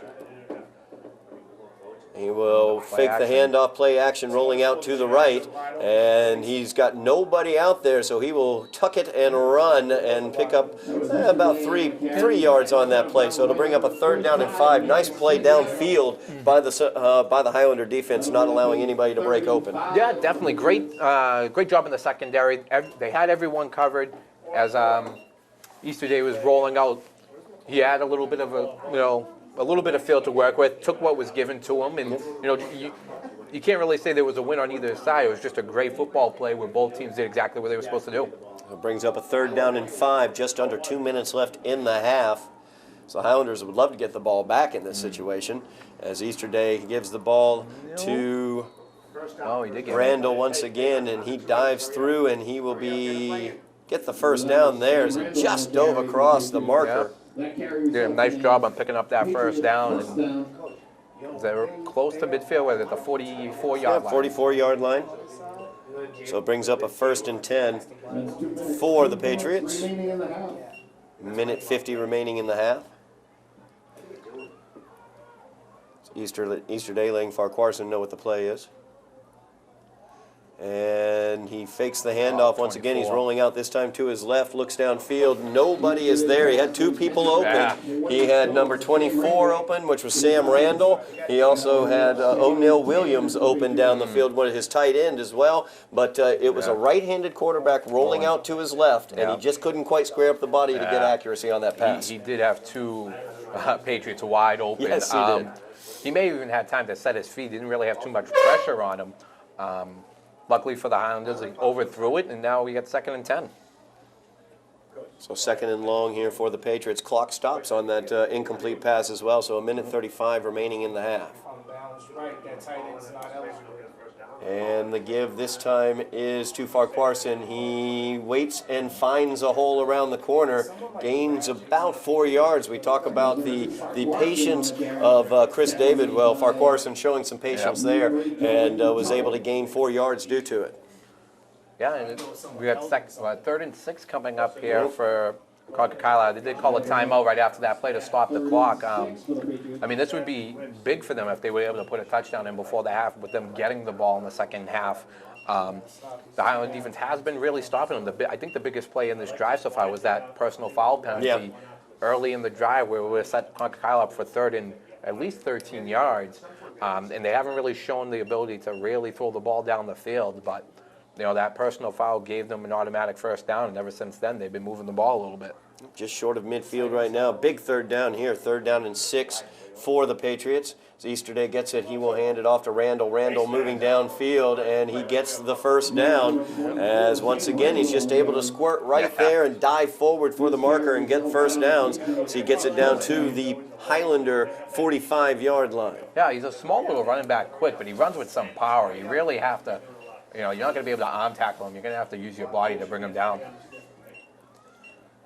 So first down and 10 for Concord Carlisle. They're letting the clock run. Yep. There's a minute 10 remaining. Clock is running. The Patriots do have 2 timeouts remaining, but choosing not to use either of them in this situation. Interesting. There's a lot of time coming off the clock. Yeah, good 20 seconds have come off the clock before this play. First down and 10 play. And once again, movement. There is a flag on the play. 22 was moving in that situation. Matt Marowitz. We got a false start on the Yeah, offense. that play took a long time to develop, and Concord Carlisle even broke the huddle in late. There was a substitution that came after that. There was, Yeah. I haven't really seen that before. Yeah, that took a lot of time off the clock. Like I said, about 20 Yeah. seconds came off while they were from the time they broke the huddle even to when they snapped the ball. So 43 seconds with the clock running remaining here in the first half. Concord Carlisle with the ball, first down and 15 at midfield. And they're going to pass the ball double out. pass. It's a double pass. And they're looking for big Oh, play. wow. Oh, and a big pick there. A big pick there by the Highlander defense. Get to the sideline. And as Lucas St. Jean has Keep it, he's going. moving through the defense, or now the offense, I should say. He's across midfield. 20 seconds remaining for the Highlanders. They have the ball in good field position. They can make something happen here, Sal. Yeah, that was a big play. Concord Carlisle was pulling out the tricks on that play. They were going with the double pass. Lucas St. Jean was not fooled at all. Great coverage. Went down, got it at its highest point. Nice return, and Somerville's got the ball at the Concord Carlisle, 42-yard line. And we've seen the arm strength of Elijah Jeffries with the athletes they got on the outside. Somerville definitely has a really good possibility of putting points on the board. No question about it. You've got speed like Shaq Joseph. You've got also speed like Gio Pierre. Gio Pierre at the top of the screen in this situation. Shaq Joseph down at the bottom. We'll see what develops here with 20 seconds left. Highlander ball on the 42. Elijah Jeffries back to pass. He looks to the sideline. It is complete to Shaq Joseph. A great play there by the Highlanders. They get the first down. About a 12-yard gain there for the Highlanders as they get it down just short of the 30-yard line, and still just around 20 seconds remaining here, as that was a very, very quick play. Yeah, and I think what set that up is how the Highlanders have been able to go so deep down the line. They're thinking deep ball. He was able to stop right there, get the catch, go out of bounds. So they allow a few seconds to run off the clock. 17 seconds now. The play was so quick, the clock hadn't even started. So first down here for the Highlanders at the Patriot 31-yard line, looking to tack on here at the end of the half. So the pass goes out to the flats, and it is complete. Lucas St. Jean with the catch with one hand, and timeout on the play, or on the field, I should say, as the Highlanders take a timeout with 8 seconds remaining here in the first half of play. St. Jean only gaining about 2 yards on that play, but a really nice catch out there. It was. It may have been more beneficial for him not to catch it, because unfortunately he was tackled in bounds, and a good 3 or 4 seconds ran off before they were able to call the timeout. And now we're at the 29-yard line with 8 seconds left. It's either a quick, you got to go for a quick pass, call a timeout, or you're just going to go straight to the end zone. Right, absolutely. So 8 seconds remaining, 29-yard line is where the Highlanders are. They lead by 8 right now, 21-13.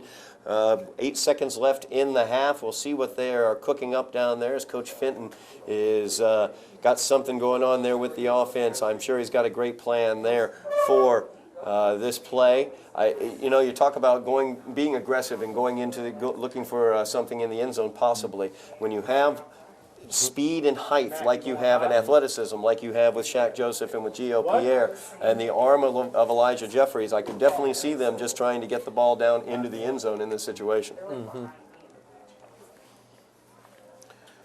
Absolutely. If they go deep, you got one play left. If they go for the short pass, there's definitely enough time to call that last time out. So Shaq Joseph at the bottom of the screen. Also, Gio Pierre at the top. The snap is back. Jeffries, he's flushed out of the pocket. He's running to his right. He's going to go ahead and just try to get out of bounds before the end of the half. There's 1 second remaining. 1 second remaining on the clock as Jeffries did a great job there getting out of bounds. He got the first down. That really doesn't matter very much, but it brings up a first down for the Highlanders and possibly within field goal range for Emerson Clems. This is about the same range that he hit last week in Beverly. He's definitely got the leg for it, so Clem's on to kick for the it's going going to be 35. 35-yard kick for Clems from the right hash mark to end the half as the kick get in there. is up. And the kick is good for Emerson Clems. A big one there for the Highlanders. Unbelievable. As they tack on to the 8-point lead. It's a big 11-point lead for the Highlanders going into the half, leading 24-13. Highlanders with that lead over the Patriots of Concord Carlisle as halftime is now upon us. We will take that halftime break and be back for second half action as you are watching Somerville Highlander football on Somerville Educational Channel 15.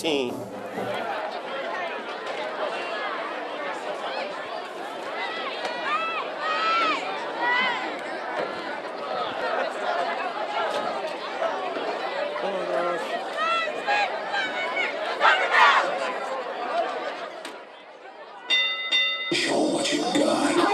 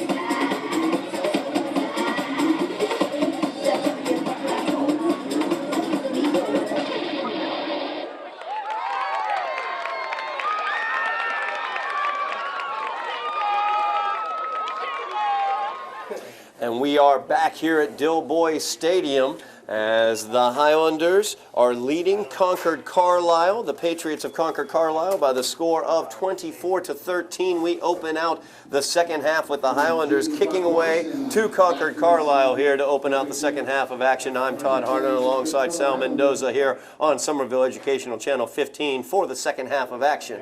As Clems kicks this one, it's fielded at the 20-yard line. A really short hop that it was fielded on, but he was able to use that kind of to get the over pursuit from the coverage by the Highlanders, so he knifed up underneath it and was able to gain a good chunk of yardage there to the 37-yard line was Farquharson. So a big first half of action there for the Highlanders, taking that 24-13 lead. Yeah, I would say so. An exclamation point would definitely be that how the first half ended with a nice 35-yard field goal by Clems there. Really gave the Highlanders momentum going into the half. So the Highlanders with that 11-point lead here, opening out the second half on the defensive end as the give is to Randall. He's going around the left-hand side. A great job there defensively by Henry Augustin as he's able to get out and make that tackle after a gain of only 3. And I say only 3 because if Henry Augustin hadn't gotten out there, he could have run for quite a while, Sal. Yeah, I mean, Shaq Joseph was in the backfield. It caused the running back to cut it up, but it looked like Shaq may have had a chance to make the tackle. Ran a little by him, but Henry Augustin was right there to only make it a 3-yard gain. to start this second half. So the Highlanders here with the 11-point lead, D'ing up against the Patriots, who have it 2nd down and 7 as they drive it right up the middle. That's Randall, and he has plenty of room. Only one man might be able to catch him as Lucas St. Jean trying to get down there, but he will not as Randall, Sam Randall, with the big run there for the Patriots to open out the second half of play. And we got us a tight one here as it's 19-24 pending the extra point attempt for the Patriots. So a big, huge play there by Sam Randall as great blocking up front by Concord Carlisle busted him loose, and then his speed took him the rest of the way. Yeah, Concord Carlisle kind of faked a sweep to the right-hand side, gave the ball to Randall right up the middle, who had a huge hole to run to, cut it to the right-hand side, and he was off to the races for a 60-yard touchdown run. Yeah, the Patriots have had success with that little counter play underneath with the fake sweep. They've had not as successful as that play, but they've been successful with that throughout the day.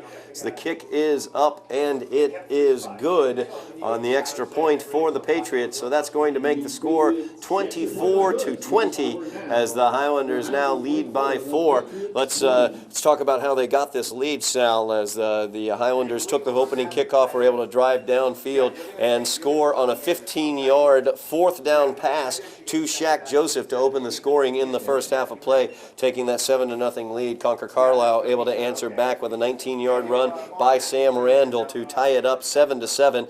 Then the Patriots were once again, as we see Lucas St. Jean laying out, looks like he's cramping up a little bit there on the sideline. They'll stretch him out, try to get him back out onto the field. Concord Carlisle able to score their 2nd touchdown after a fumble by the Highlanders on a 4-yard run by Sam Randall. The Highlanders able to answer back with a 9-yard run by Chris David, then a 1-yard run by Chris David to give them the 21-13 lead, and then after a Lucas St. Jean interception with time running out on the clock in the first half, Emerson Clems with a 35 yard field goal gave the Highlanders a 24-13 lead at the half. But the Patriots come out here to open out the second half with a big, huge run and touchdown for Sam Randall to tighten it up. Yeah, I mean, only a minute, just about a minute into the second half, and they scored that 60-yard touchdown run. So here's the kick for the Patriots as the Highlanders fumble it on the attempted catch of it there, but Jason Barrientos, man on the spot, as he has been 2 other times this evening, comes away with the fumble recovery. He's recovered the opening kickoff fumble as well for the Highlanders, and he also was the man on the spot recovering a Concord Carlisle fumble earlier in this game that turned into Highlander points in the first half. Yeah, absolutely. I mean, going back to the first half, I think the big play before the end of the half was not only the field goal, but the play before there where Elijah Jeffries, got a 15, 20-yard run, but was able to get out of bounds with 1 second left to give them the opportunity to hit that field goal. No doubt about that. Great field knowledge and presence of knowing where he was on the field by Elijah Jeffries, just barely getting out of bounds in time to stock the clock in that first half. So the Highlanders, their first possession of the second half here. The give is to Chris David, looking to catch the corner on the right-hand side. He is forced out of bounds, but after a gain of 10 on the play. So a first down for the Highlanders on a big first down run there by Chris David. He was able to get to the corner before he was forced out of bounds and get that big first down. That was a nice job by Chris David because the outside was covered. He faked like he was going inside, causing the Patriots defender to move in, then bounced it outside, got the corner, and picked up the first down. 7, right? 7. So a big first down there for the Highlanders to open their first possession of the second half. The Patriots able to score with a 60-yard run by Sam Randall to cap their first drive of the second half and tighten this game to 24-20 with the Highlanders leading by 4. As Jeffries gets his signals, the handoff goes to Chris David. He goes to the outside. He cuts it back to the inside, looks for a little blocking in there, but really can't find much as he is dropped after a gain of 2. Yeah, I mean, another nice job. He was trying to go out to the left-hand side, saw that it was covered up, cut back inside. Wasn't a big gain, but he got, the 2.5 yards there that he wasn't going to get if he kept going to the outside. So it brings up a 2nd and about 8, maybe 7. It's a short 8, a long 7 for the Highlanders. I didn't hear it. No, they're up the other way. Jeffries with a little bit of a tighter formation here that he's working behind as a flag is thrown on this one. Chris David with the run up the middle trying to find some blocking. Nothing doing there as he gains about 3 or 4 yards. We'll see what the call is here. I would guess offsides. He threw that as soon as the ball was snapped.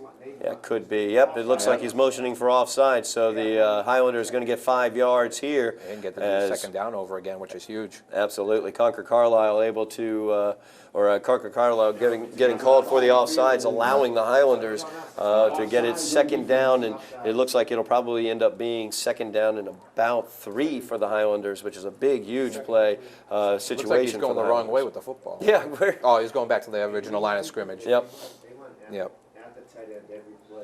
So it's actually going to be second down and 4 for the Highlanders here. 8 minutes, 40 seconds left here in the third quarter of play as Jeffries gets his signals and calls them out. The give is to Chris David underneath. He makes one man miss, makes a second man miss. We'll see where they mark this one. He got right up near the first down marker. It looks like it's just short, and it's going to be a third down and inches for the Highlanders here. It looked like he was going to get the first down easily, but he did get wrapped up. One of the first times you'll say it all night, he got driven backwards. Usually, Chris falls forward every time. And it's 3rd and inches here for Somerville. 3rd and inches for the Highlanders. As Jeffries getting the signals in from the sideline.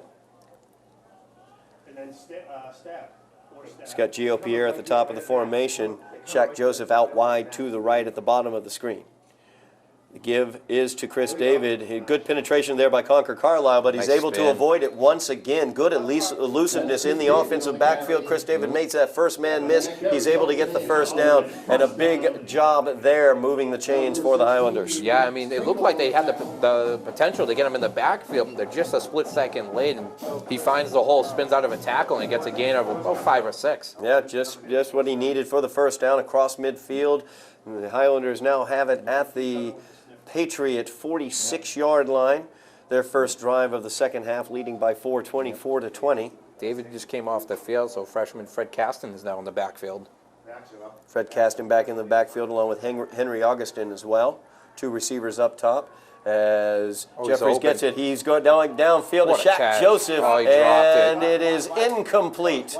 Pass is incomplete as the safety came in, was able to drop the boom on Shaq Joseph, and that was Alex Hamill, I believe, who was able to come in there and knock the ball loose away from Shaq Joseph. That was a very well-thrown ball by Elijah Jeffries. Shaq Joseph was open, went up for the ball, and as he was coming down, he took a big shot there, which knocked the ball loose. Now the setup in that 2-deep zone look, and actually, I'm sorry, that was Farquharson, the safety in that situation, as Jaden Farquharson was the safety stepping up. Excellent point, like you said, great pass by Elijah Jeffries, dropping it in between the deep safety and the cornerback on that 2-deep zone. It's going to be zone, he's deep. Yep, tackle wrap. So the second down play here, right up the middle, as that is Henry Augustin running there with the ball for the Highlanders as he gets 6 yards there. Brings up a 3rd down and 4 for the Highlanders as they mark that ball at the 40-yard line. Yeah, nice hard run right up the middle, picked up 6 yards here, and as right on no, Chris David back into the backfield with 3rd and 4. 3rd down and 4 for the Highlanders, their first possession of the second half. As Jeffries directing traffic, getting Barrientos into the correct place in the formation, getting his signals from the sideline. Highlanders leading by 4 here. 6.5 minutes left here in the third quarter of play. 2 receivers at the top, 2 receivers at the bottom. Moving in motion is Lucas St. Jean. The give is to Chris David. He's got room. He's through the formation across the 30, dropped down at the 25-yard line for the big Highlander first down. Yeah, nice, powerful downhill running by Chris David. And he runs with speed and power, but he still can cut at the same time. He doesn't slow down. He does it right in stride and picked up a nice chunk of yards there to get the Highlanders the ball. Looks like right about the 25-yard line. Yeah, 25-yard line for the Highlanders. First down and 10. Keeping this drive alive, looking to build on their 4-point lead. As Jeffries has the signal. He's got 2 receivers at the top, 2 at the bottom. Chris David in the backfield with him. Snap in the shotgun goes out. to he's got Lucas room. St. Jean. He's got some blockers and a room. Oh, nice cut there by Lucas St. Jean, making two men miss as he cuts it back to the inside, drones across the 10-yard line, down at the 8-yard line for another Highlander first down. Great play there. They saw that the Concord Carlisle defense was soft on the outside. They threw the quick screen to him, and the rest was Lucas. I mean, going to the outside, nice block by Gio Pierre, but he was able to cut it inside to pick up a big chunk of yards there. And now it's 1st and goal, and just inside the 10. Yeah, that cut, basically Gio Pierre did a great job kicking out the cornerback, but two defenders were right there. Lucas St. Jean making both of them miss as he cut back to the inside and was able to get the first down. So 1st and goal here for the Highlanders from the 8, as the give is to Chris David. He's looking for some blocking. He's got it as he's across the 5, the pile right there at the 1-yard line, and just inside the 1-yard line is where they're going to mark him down. So it will be a 2nd down and goal for the Highlanders, just inside the 1-yard line, as they're looking to add to this lead. Same situation as last time. I'm going to go out on a limb. They're going to give the ball to Chris David 3 straight times. Are you sure? Are you sure you're willing to go out on this limb? Unless they take him out right now. No, that would be Lucas St. Jean coming up. Yep. Trying to get some more size back there in the backfield. Yeah. Is Manuel Santiago going out there. He's probably going to be the lead blocker here and really just clear someone out. He's setting up there on the right-hand side in the tight end position. 2 receivers out, 2 running backs back in the backfield, as the give is to Chris David as he cuts it right into the end zone, goes in untouched as he got a nice block up front by Zachary Shea, and that is enough for the Highlander touchdown. Yeah, I mean, once you get inside the 1-yard line, especially with the way that Chris David runs the football, it's pretty easy to guess what they're going to do. And for the 2nd straight time, 2nd and goal, 1-yard line, another Chris David touchdown. Just give it right to Chris David. Good blocking up front by the Highlander offensive line as well. So with 4:20 remaining here is a line drive extra point there by Emerson Clems, but it goes through, and that one's good. So it makes the score 31-20, an 11-point lead for the Highlanders once again with 4 minutes and 20 seconds remaining in the 3rd quarter. So Concord Carlisle comes out with a great offensive play, a big 60-yard run by Sam Randall to cut it to a 4-point Highlander lead, but the Highlander offense answers right back with a really nice time-consuming drive, brings it right on downfield, took about 5.5 minutes off the clock, did a great job there getting the touchdown and the 11-point lead back. Yeah, a great response by the Highlander offense, as you said. A nice time-consuming drive. They went down the field. Kind of takes the wind out of Concord Carlisle's opening the 2nd half. Big 60-yard touchdown run. They're right back in the game, and Somerville just kind of drains it back. Nice long drive makes it makes it an 11-point game again. So Clems lining up the kickoff here. Back deep for the Patriots is Jaden Farquharson and Sam Randall. Sam Randall, who had that big 60-yard touchdown run.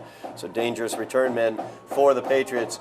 Randall all the way back at the 5-yard line is where he fields this one, as the Highlander coverage team is right there and drops him short of the 20 down at the 18 or 19-yard line, as that was Jelani Tull in on that tackle. And a really nice job there by the coverage, but also a great kick by Clems. Yeah, absolutely. A nice little combo tackle there by Jelani Tull and Gio Pierre. And, I mean, really beautiful kick. They're going to start the ball. Looks like at the 19-yard line, and with the way that their offense is run, they really haven't been able to throw the ball much down the field. So this is going to really take some time for them to score. 1st down and 10 here for the Patriots. Man in motion coming to the near, but instead they're going to run that counter underneath. That time they gave it to Farquharson. Farquharson diving forward, getting probably looks like about 6 yards on that carry as he knifed through the defense. And so it brings up a 2nd down and 4 for the Patriots. They're really trying to spread the defense out by having the running back go kind of sweeping to the left or right side and just running the ball up the middle. Yeah, Cole Hatch, the Patriot down on the field, a senior offensive lineman for the Patriots. So some senior leadership out there for the Patriots down on the ground. Hopefully he'll be all right and able to return to play at some point. Just checking in on him right now. So the Patriots have the ball here. Their 2nd possession of the 2nd half, as they were able to quickly get in for a touchdown on their first possession. Yeah, I mean, open up the second half, back-to-back touchdowns, and the Highlanders will do this the rest of the night. If they keep trading touchdowns all night, I mean, the Highlanders are going to walk out of here with a victory. Yeah, no doubt about that. Highlanders, with this 11-point lead, the clock is their ally. And with a run-heavy attack that the Patriots bring, it takes a bit longer to get downfield, a couple more plays where the clock's going to continue to run. So, the Highlanders taking that time off, taking 5 minutes to get down for a touchdown on their last drive. Those are all very, very important things as they look to secure a victory here against the Patriots of Concord Carlisle. There's 3 minutes and 49 seconds remaining here in the third quarter. The Highlanders are leading 31-20. Attending to an injured Patriot out on the field there as the ball is marked at the 25-yard line when play will resume here in a little bit. So we should be able to run Bob into that. Yeah, I mean, I think the key for the rest of the game is to prevent the big run from Concord Carlisle, because that's really the only thing that's really hurting Somerville so far. They can prevent, the long runs. It's really going to force Concord Carlisle to take a lot of time off the clock to drive down the field. Even if they're giving up 4 or 5 yards per rush, doing that at the length of the field with us starting, this possession started, at the 15, 20-yard line? Mm-hmm. That's going to be a long distance, a lot of time if they're only giving up 5, 6 yards a rush. Well, the Highlanders actually can play a ball control field position game when they have a weapon like Emerson Clems who can kick the ball as far as he does. The Patriots fielded their kickoff at the 5 and only got it out to the 19. So a long field here that the Patriots are dealing with as they're able to get the injured player off the field. Here's the play as the quarterback rolls out to the right, but it comes back to the left. As that time it was number 22, Matt Merowitz, with the carry. A face mask is going to be called against the Highlanders, though, as I believe Shaq Joseph got his hand on the face mask on that play. So a great defensive play for the Highlanders, stopping the run as Markowitz was running out, or Marowitz, I should say, was running out towards the corner. But the face mask, and that's going to be a big first down here for the Patriots. Yeah, I mean, the Highlanders had that set up to be a loss of at least 4 to 5 yards, but unfortunately the hand on the face mask gives Concord Carlisle 15 yards and the first down.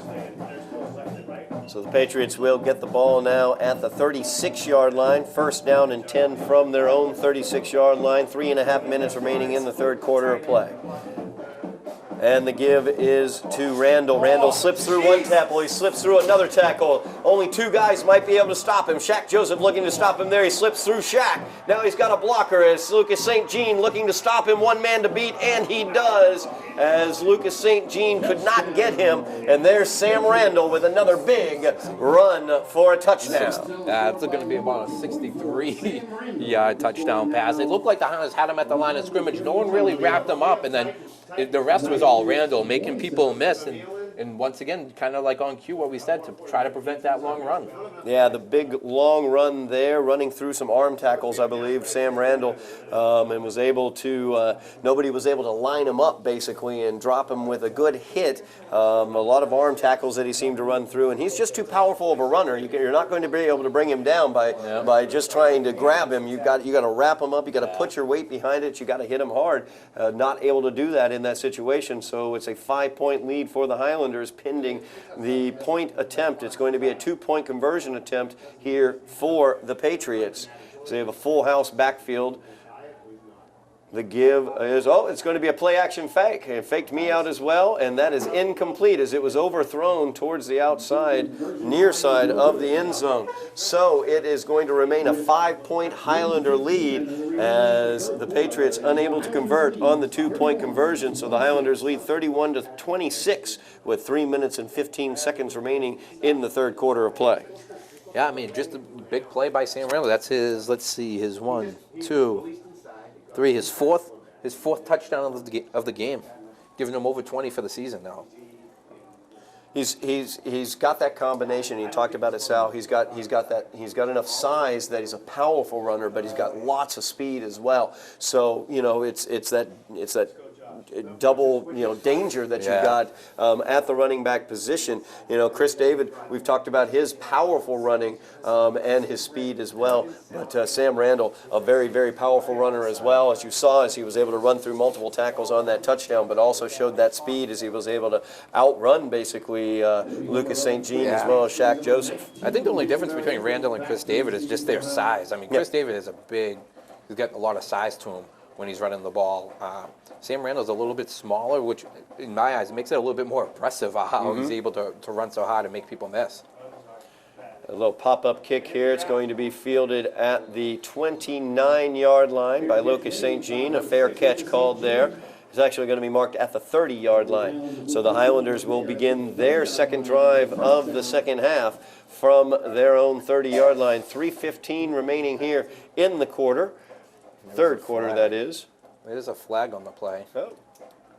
I wonder what this could be. Yeah, I'm not totally sure. I don't know if it's offside. Could be an offside, but I'm not totally. They're looking at Concord Carlisle, so. We'll wait for the official. Oh, got a cut block. Got a cut block in this situation. Cut block against the Highlanders, so they're going to back it up. A personal foul cut block against the Highlanders. Yeah, that's going to be a 15-yarder back to the 15-yard line. So the Highlanders are 85 yards away from pay dirt here as they begin their second possession, offensive possession of the second half, leading 31-26. So a 5-point lead for the Highlanders. You got to question the discipline, I guess you could say, in that situation. You got Lucas St. Jean calling a fair catch, but you have somebody cut blocking as well. Doesn't make too much sense. Unfortunately, I didn't see it, so. No. Jeffries gets the snap. He hands the ball off to Chris David. David trying to get around the side, and he couldn't quite get to the corner as he's ridden down at the 16-yard line. Nice job stringing it out there by the Patriots defense. Yeah, I mean, he tried to get to the outside. It's the first time that Concord Carlisle has been able to stop them from getting to the corner. Some of them kind of lucked out there. It was a borderline holding call that probably could have been made. I'm glad they didn't make it. Lucas St. Jean comes back out onto the field for the Highlanders. Once again with the 4 receiver set for the Highlanders. Well, they're ace. What are we in? Got Elijah Jeffries, 2 receivers to the top, 2 to the bottom. He looks over to Shaq Joseph. Shaq trying to slip a tackler there, not quite able to slip him, but does get the ball forward as he lunges forward to about the 24-yard line. So it's going to be a 3rd down and inches here for the Highlanders. Yeah, nice tackle there by number 27, Alex Hamble there on Concord Carlisle, just because one-on-one, if Shaq is able to break that, not only does he have a first down, he's probably going down further down the field. So sets up a 3rd and short for Somerville. Yeah, 3rd and inches here for the Highlanders. Just over 2 minutes remaining here in the 3rd quarter of play. Had them offsides for a moment there on a hard count, but wasn't able to snap it. Looks like he might still be lined up. As the give is to Chris David, he will bounce this one outside. Look at that vision as he's able to find a lane around the corner. He's still going all the way up to the 44-yard line. Flag down on the play, though. They're not running the right side. Right there on the corner. It could be a holding penalty out there on the corner. That could have been why he was able to get the corner. It might still be a first down, though, because it'll be at the spot of the foul. So. Yep. Yeah, we'll see what the call is here. Let's see. Good job by Chris David. Yeah. I was a little nervous as he bounced that one to the outside. It was a 3rd and inches was all he needed to do there, as the penalty does go against the Highlanders, but it is a first down. As you pointed it out, Sal, it's a spot foul. So due to the fact that the holding occurred past the first down marker, they get the first down, then they will mark off the 10 yards from the spot of the foul. So basically net, the Highlanders are going to wind up almost at the same exact line of scrimmage they had previously, but they do have the first down. It might be 30. Yep. So it is first down. So it'll be first down for the Highlanders as they have the ball at the 25-yard line. 4 receivers for Elijah Jeffries from the shotgun. He tries on to the hand the ground. ball off. Ball's on the ground. A mistake on the exchange between he and Chris David. And Concord Carlisle comes away with the ball. A huge turnover there deep in Highlander territory. And now the Patriots have the opportunity to possibly take the lead here in the second half for the first time. Yeah, that looked like a botched handoff there. It looked like there was a little confusion in the backfield. The ball's on the ground, and Concord Carlisle pops right on it. Now that sets them up in unbelievable field position. They get the ball just inside the 20-yard line with 1:43 left in the third, and in position to take the lead. Concord Carlisle down by 5, but they have the great field position just inside the 20 as the give is to Randall. He has nowhere to go, but he continues to power forward. He will not go down as he ends up gaining 5 yards on that play. Notice a nice push from the offensive line, but then basically he just wouldn't stop pumping those legs. He just kept powering forward. That looked like it was going to be like a two-yard game, and he kept those legs moving, ended up getting 5 yards out of it. Brings up a second down and 5 for the Patriots. There's a minute 15 remaining here in the third quarter. Highlanders leading by 5. And here's the give. It is to Farquharson as he's trying to get to the corner. He can't get anywhere on that one, as a great job by Jason Barrientos as he's able to avoid the blocker and drop Farquharson for a loss. Yeah, not fooled at all. All the yards that they had just gained, they take it back, and now it's 3rd and 9. Definitely going to be 4-down territory. I don't see them trying to kick a field goal here. No, based off of the kickoffs that we've seen so far today. That is true. That is very true. So a big 3rd down here for the Patriots. 3rd down and 9 as they try to retake the lead in this game. It is a toss out to the left. It is Randall as he is brought down just short of the first down. He gained about 8 yards on that play, so it'll bring up a 4th down and a yard, if that much, for the Patriots here. Definitive 4-down territory, so. Maybe a short 2. Yeah. This is going to be interesting to see as the clock runs out of the third quarter. So that will bring the third quarter to an end. The Highlanders leading 31-26, but the Patriots knocking at the door as when they do begin play back in the fourth quarter, it will be 4th down and about 1.5 yards, it looks like, for the Patriots at the Highlander 11-yard line. So we will see what they are cooking up on the Patriots sideline. We'll also see what the Highlanders are cooking up defensively. The Patriots have had a lot of success with the misdirection play where they fake the sweep and the offense is basically moving with the sweep, whether it be right or left, and then they run that misdirection underneath to either Farquharson or to Sam Randall. I would say probably Randall in this situation is the more dangerous back. Yeah, he's definitely the more powerful back, as we saw in that first play where he had 2 or 3 guys, wrapped up on him, and he was still able to drive them back for a gain of 5. I mean, if I was a betting man, I'd say that they're giving the ball to Randall here just because he does have that power, that low. He's low to the ground and he keeps driving those legs. He definitely is a powerful runner. He's low to the ground, as you pointed out, Sal. Keeps those legs pumping, and on that first down play, it was a great example of it. It looked like it was going to be a gain of 2. It ended up being a gain of 5 because he just wouldn't stop running. So we have, at the beginning here of the fourth quarter, a 4th down and 2, more like 1.5 for the Patriots. 2 receivers at the top of the screen. And the give is to Randall, and he's got a huge hole that he is able to get through and get into the end zone as the Patriots take the lead. We also have a flag on the play. It's going to be a personal foul against the Highlanders as a Highlander came along and bumped him once he got into the end zone, and the official threw the flag immediately. So I'm assuming it's personal foul against the Highlanders. There's a signal on that one. So the Patriots take the 32-31 lead pending the extra point, and the Highlanders are going to be backed up quite a bit on the kickoff because of that personal foul. Yeah, I'm going to guess they're going to go for 2 points here to make it a 3-point game based off of how well Somerville's been able to kick the ball with Clem. So definitely makes sense for them to go for 2 here. Against the defense. Patriots take that 1-point lead. It looks like they are sending the offense out onto the field. That penalty will be assessed on the kickoff. I would do that same formation. You got a big hole. I know, we shouldn't take around. We should just run the same play if you want. Just call it, we're all confused. So the Patriots looking to make it a 3-point lead as they give it on the sweep this time to Farquharson. He will not Nice go down job. yet. He spins away, but he finally is dropped at the 5-yard line. Nice job by the Highlanders defensively as some misdirection happened there. The run to the interior, which they've been using a lot. Instead, they went with a sweep to Farquharson, and the Highlander defense right there to stop it. Yeah, nice job. They weren't faked out at all. They kept it contained, stopped them for, I would even say it was probably a loss on the play, which doesn't mean too much, but now it's only a 1-point game.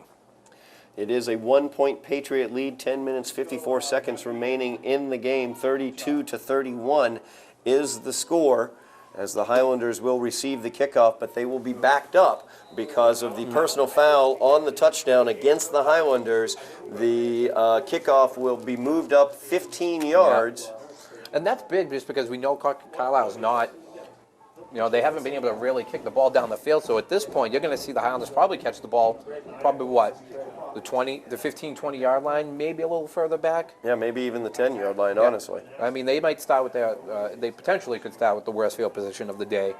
You're missing somebody. Do you think he'll stay with this one stuff? Or do you think he'll get? So the Highlanders back deep.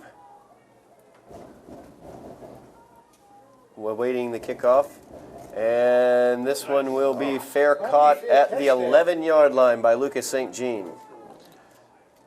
So the Highlanders will begin, once, as you pointed out, Sal, with the worst field position that they've had of the day, at the 6-yard line, my bad. 6-yard line is where this will be.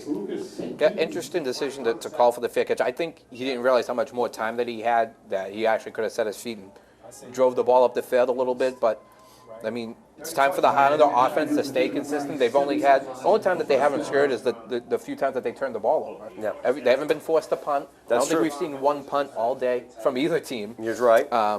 So as long as they're able to, keep possession of the football, they've been able to drive down and put points on the board. Now, no punts at all tonight. We have seen a fake punt. Yep. That was very successful for Concord Carlisle, leading to their first touchdown way back in the first quarter.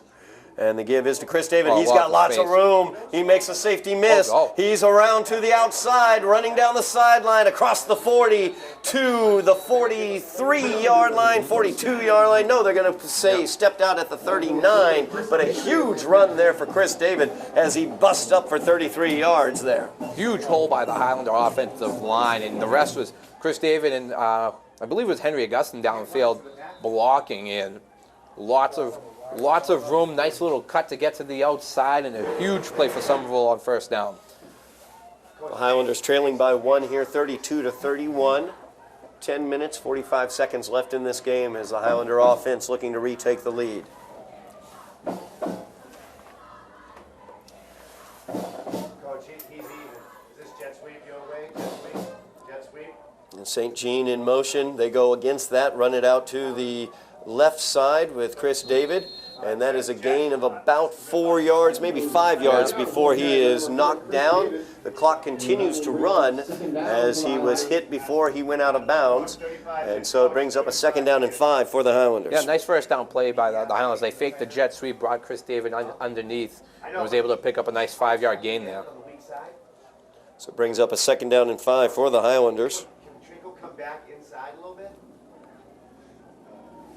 Okie strong. Trinkle's going to be backside. Jeffries has his signals. He's got 2 receivers out wide. I know, but The give is to Chris David as he's trying to find some space in the interior. He bats it around to the outside, ends up gaining about a yard on the play, as maybe 2 yards, depends on the mark they're going to give him there. So it brings up a 3rd down and 3 for the Highlanders. Yeah, stuffed up the middle. He wasn't able to take a step back, get outside to get those two yards, and sets up a 3rd and about 3 for Somerville. That's a reasonable 3rd down. Right around midfield is the point they're trying to get to as we cross the 10-minute mark remaining in the game. Highlanders trailing by 1. The give is to Chris David, off tackle to the right. He's going to run that one might to the get the outside. corner. He's got some room out there as he's trying to get to the corner. He's knocked down.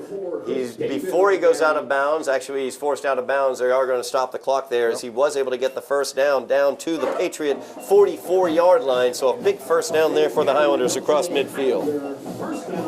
I mean, it's the Chris David show at this point. You know, left, right, up the middle. He's been able to make things happen all night long, and you got to give credit to the offensive line for giving them, you know, those small glimmers of opportunity. And he just goes right for it.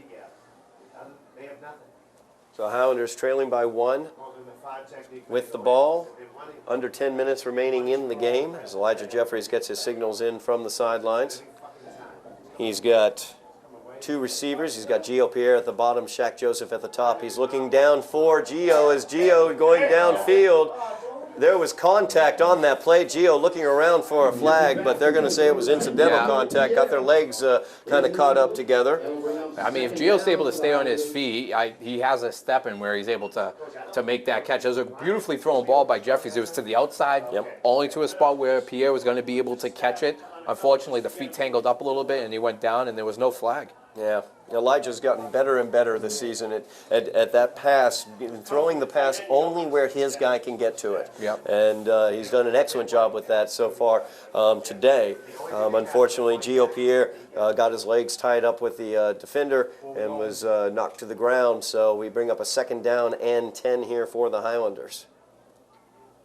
Once again, 2 receivers, Gio to the bottom, Shaq to the top, and the give is to Chris David, and he's running into the left, almost loses the ball, switches arms around to the outside as he gets the corner and is able to get about 4 yards out of that. So to bring up a 2nd down and 6. There is a flag on the play, though, and it's going to be a holding against the Highlanders. Flag on the play is a holding against the Highlanders. And they will accept that penalty and back the Highlanders up 10 yards, making it a 2nd down and 20 for the Highlanders after the holding penalty. It looks like it's going to be, what, 2nd and 20, maybe a little more than that. 2nd down, 2nd and long for the Highlanders. So a big 2nd down situation here for the Highlanders, 2nd and long, as they're trying to retake the lead with this drive, down by 1, 32-31. Yeah, I mean, if we see the soft coverage by the defensive backs of Concord Carlisle, I expect them to see him do something quick with the wide receivers. We got one-on-one down here with Gio and the defensive. At this point, I would just go over the top with it. I would trust Gio with this all day. Yeah, the safety all the way, just a single safety in this formation as they get it to Gio on the screen, wide receiver screen. He's got room. He had blocking, and now he has speed. Gio to the 10, to the 5, to the Highlander. Touchdown! Touchdown. Nice little quick little wide receiver screen to Gio Pierre, and he did the rest. He made the first guy miss, and then he was off to the races. Just speed to burn. Gio Pierre, he's got tons of speed to burn out there. A great job by Gio Pierre. Like you said, great blocking, a great play call as well, as the wide receiver screen worked to perfection on that play, and the Highlanders retake the lead, leading now 37-32, and we'll see what they decide to do in this situation. Leading by 5, if they go for 2, they get that 7-point lead, and that looks like what they're going to do. Yep.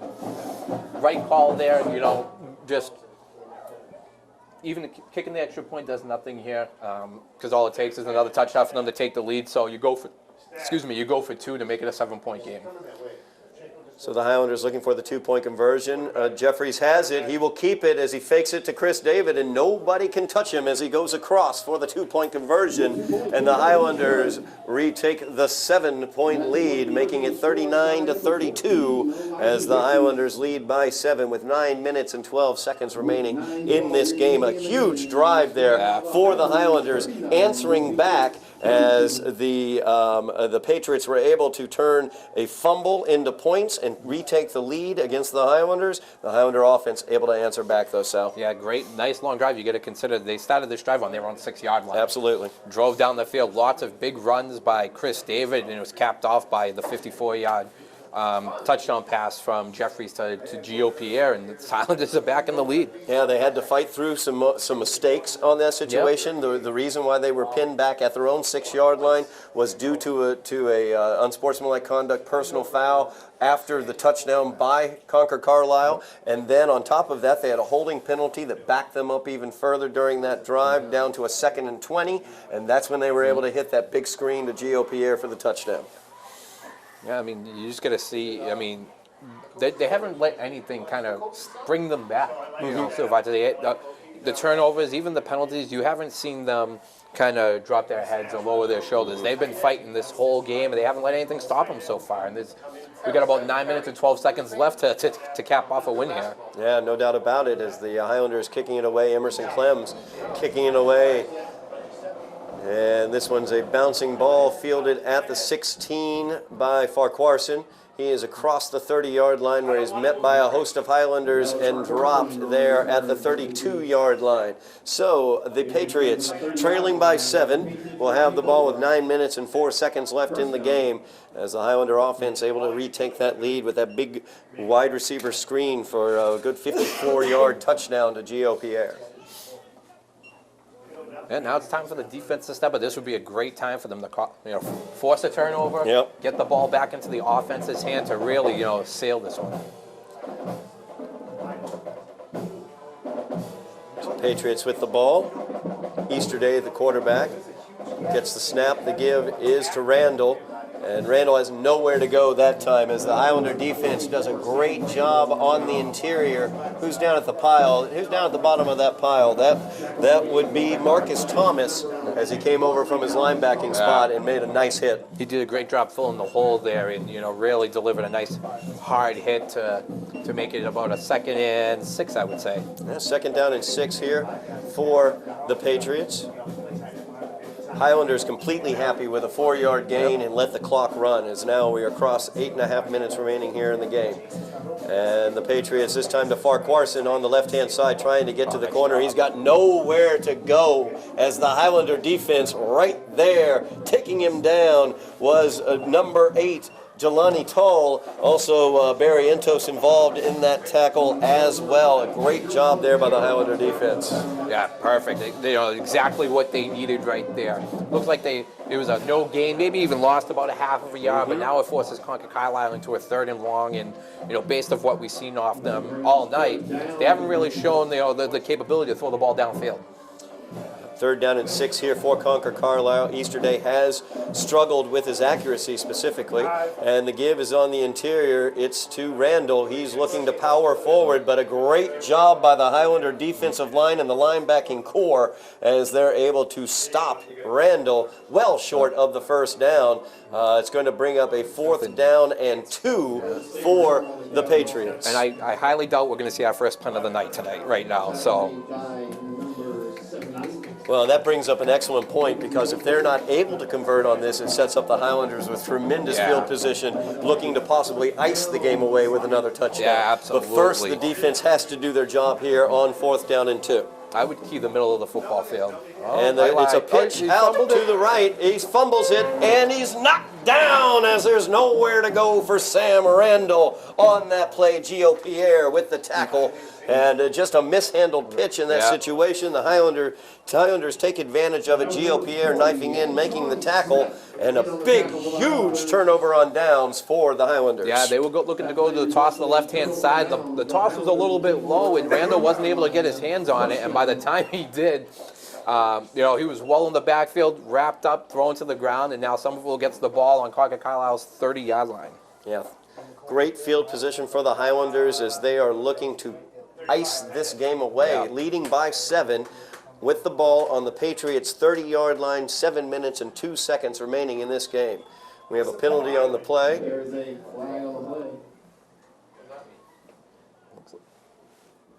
Looks like an illegal substitution. Yep, illegal on Somerville. substitution. Got 12 guys on the field. Too many men on the field, I believe. Someone needs to leave. How'd they come out of the huddle wrong? High school kids. So, too many men on the field there for the Highlanders, backing them up 5 yards. Brings up a 1st down and 15 for the Highlanders. There's too many men on the field against the Highlanders. Can we go on? Bring up a first and 15.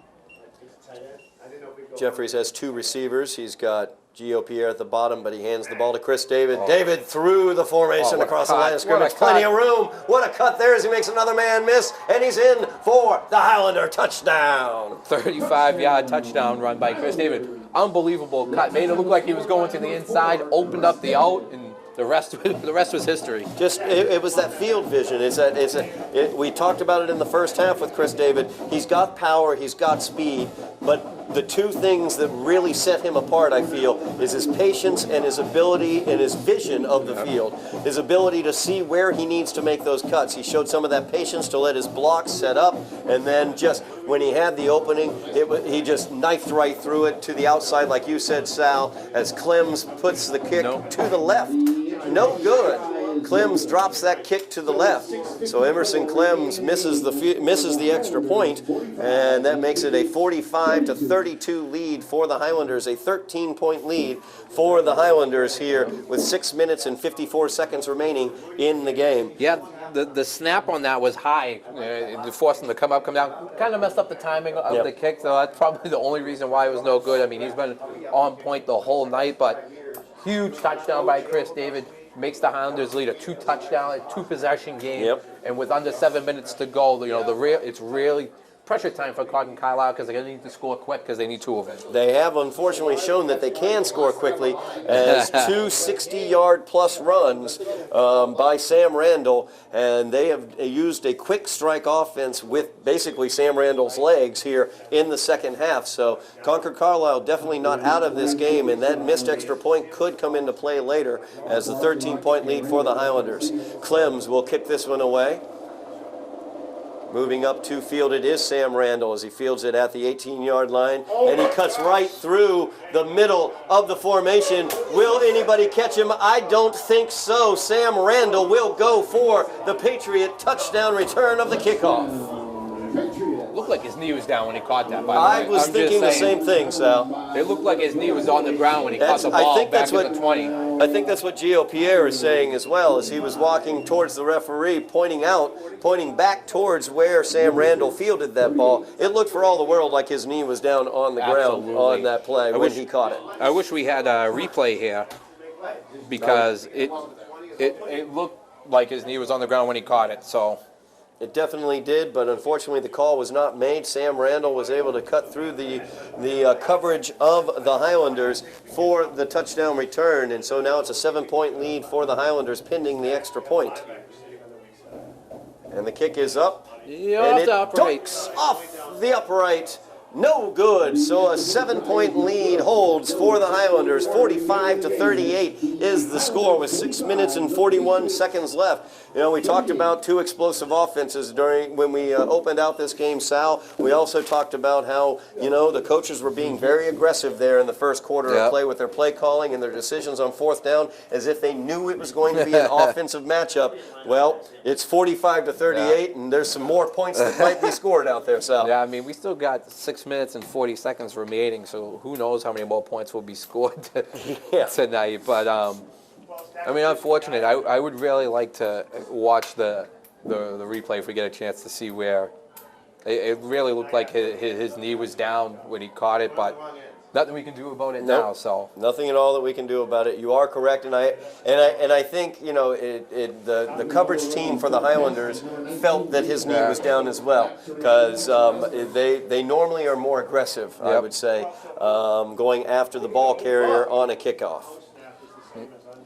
So 6:41 remaining in the game. Highlanders leading by 7, 45-38. They will receive the kickoff here from the Patriots of Concord Carlisle.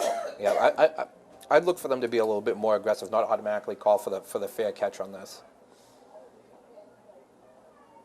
St. Jean as well as Gio Pierre up in that up position. I think that something's up here. Concord Carlisle might go for the onside, and they do. And nice job there. Who is that covering up that one? Yep, Jelani Tull. Nice job by Jelani Tull as he didn't try to do anything with it, didn't try to catch it and run with it. He just grabbed it in the breadbasket there and rolled forward to the ground. Yeah, I mean, that looked I knew something was up from the beginning because it's the first time they lined up like that. You know, normally the kicker was, more, took more charge of it, but you could just tell something was different there. Nice heads-up play by Jelani to recover that, go to the ground, and Somerville's got the ball already in Concord Carlisle territory. Yeah, great field position for the Highlanders here as they have the ball on the Patriot 37 or 47-yard line, I should say. 6:41 remaining in the game. Trips receivers to the bottom of the screen for Elijah Jeffries, a single receiver to the top. And the give is up the middle to again. Chris David. There he goes again, using that vision as well. Picks up a block from Lucas St. Jean and picks up some extra yardage down to the 20-yard line. You see that vision once again as Chris David was able to, use that initial burst of speed up the middle, then cut it back to the outside, and then pick up his blocker and see Lucas St. Jean. And a great job by St. Jean of not giving up on the play and being there to apply that block and gain that extra 10 or 15 yards. Yeah, I mean, Chris has a ton of yards rushing. You got to give a ton of credit to the receivers and the tight ends that have been downfield blocking for him to give him those extra yards towards the end of a run. So the first down snap is handed off once again to Chris David as he tries to find his way over the right-hand side of the formation. Not a lot going there as he's able to gain about 3 yards on the play, so it'll bring up a 2nd down and 7 for the Highlanders. 6 minutes remaining here in the game. Highlanders leading by 7. This is exactly, what the Highlanders need. Not only are they, picking up good yards, but they're running the clock out. And, the more they're able to run, Chris David 3, 4, 5 yards at a pop, it's just going to take minutes off that clock. Highlanders content to let the clock run down. As Jeffries hands it off to Chris David, once again, he knifes right through the middle. And they get penetration, but they can't seem to get Chris David in the backfield. Instead, he just runs right through, leans forward, he gets the big Highlander first down, and that will be a 1st down and goal for the Highlanders as they have the ball just inside the 10.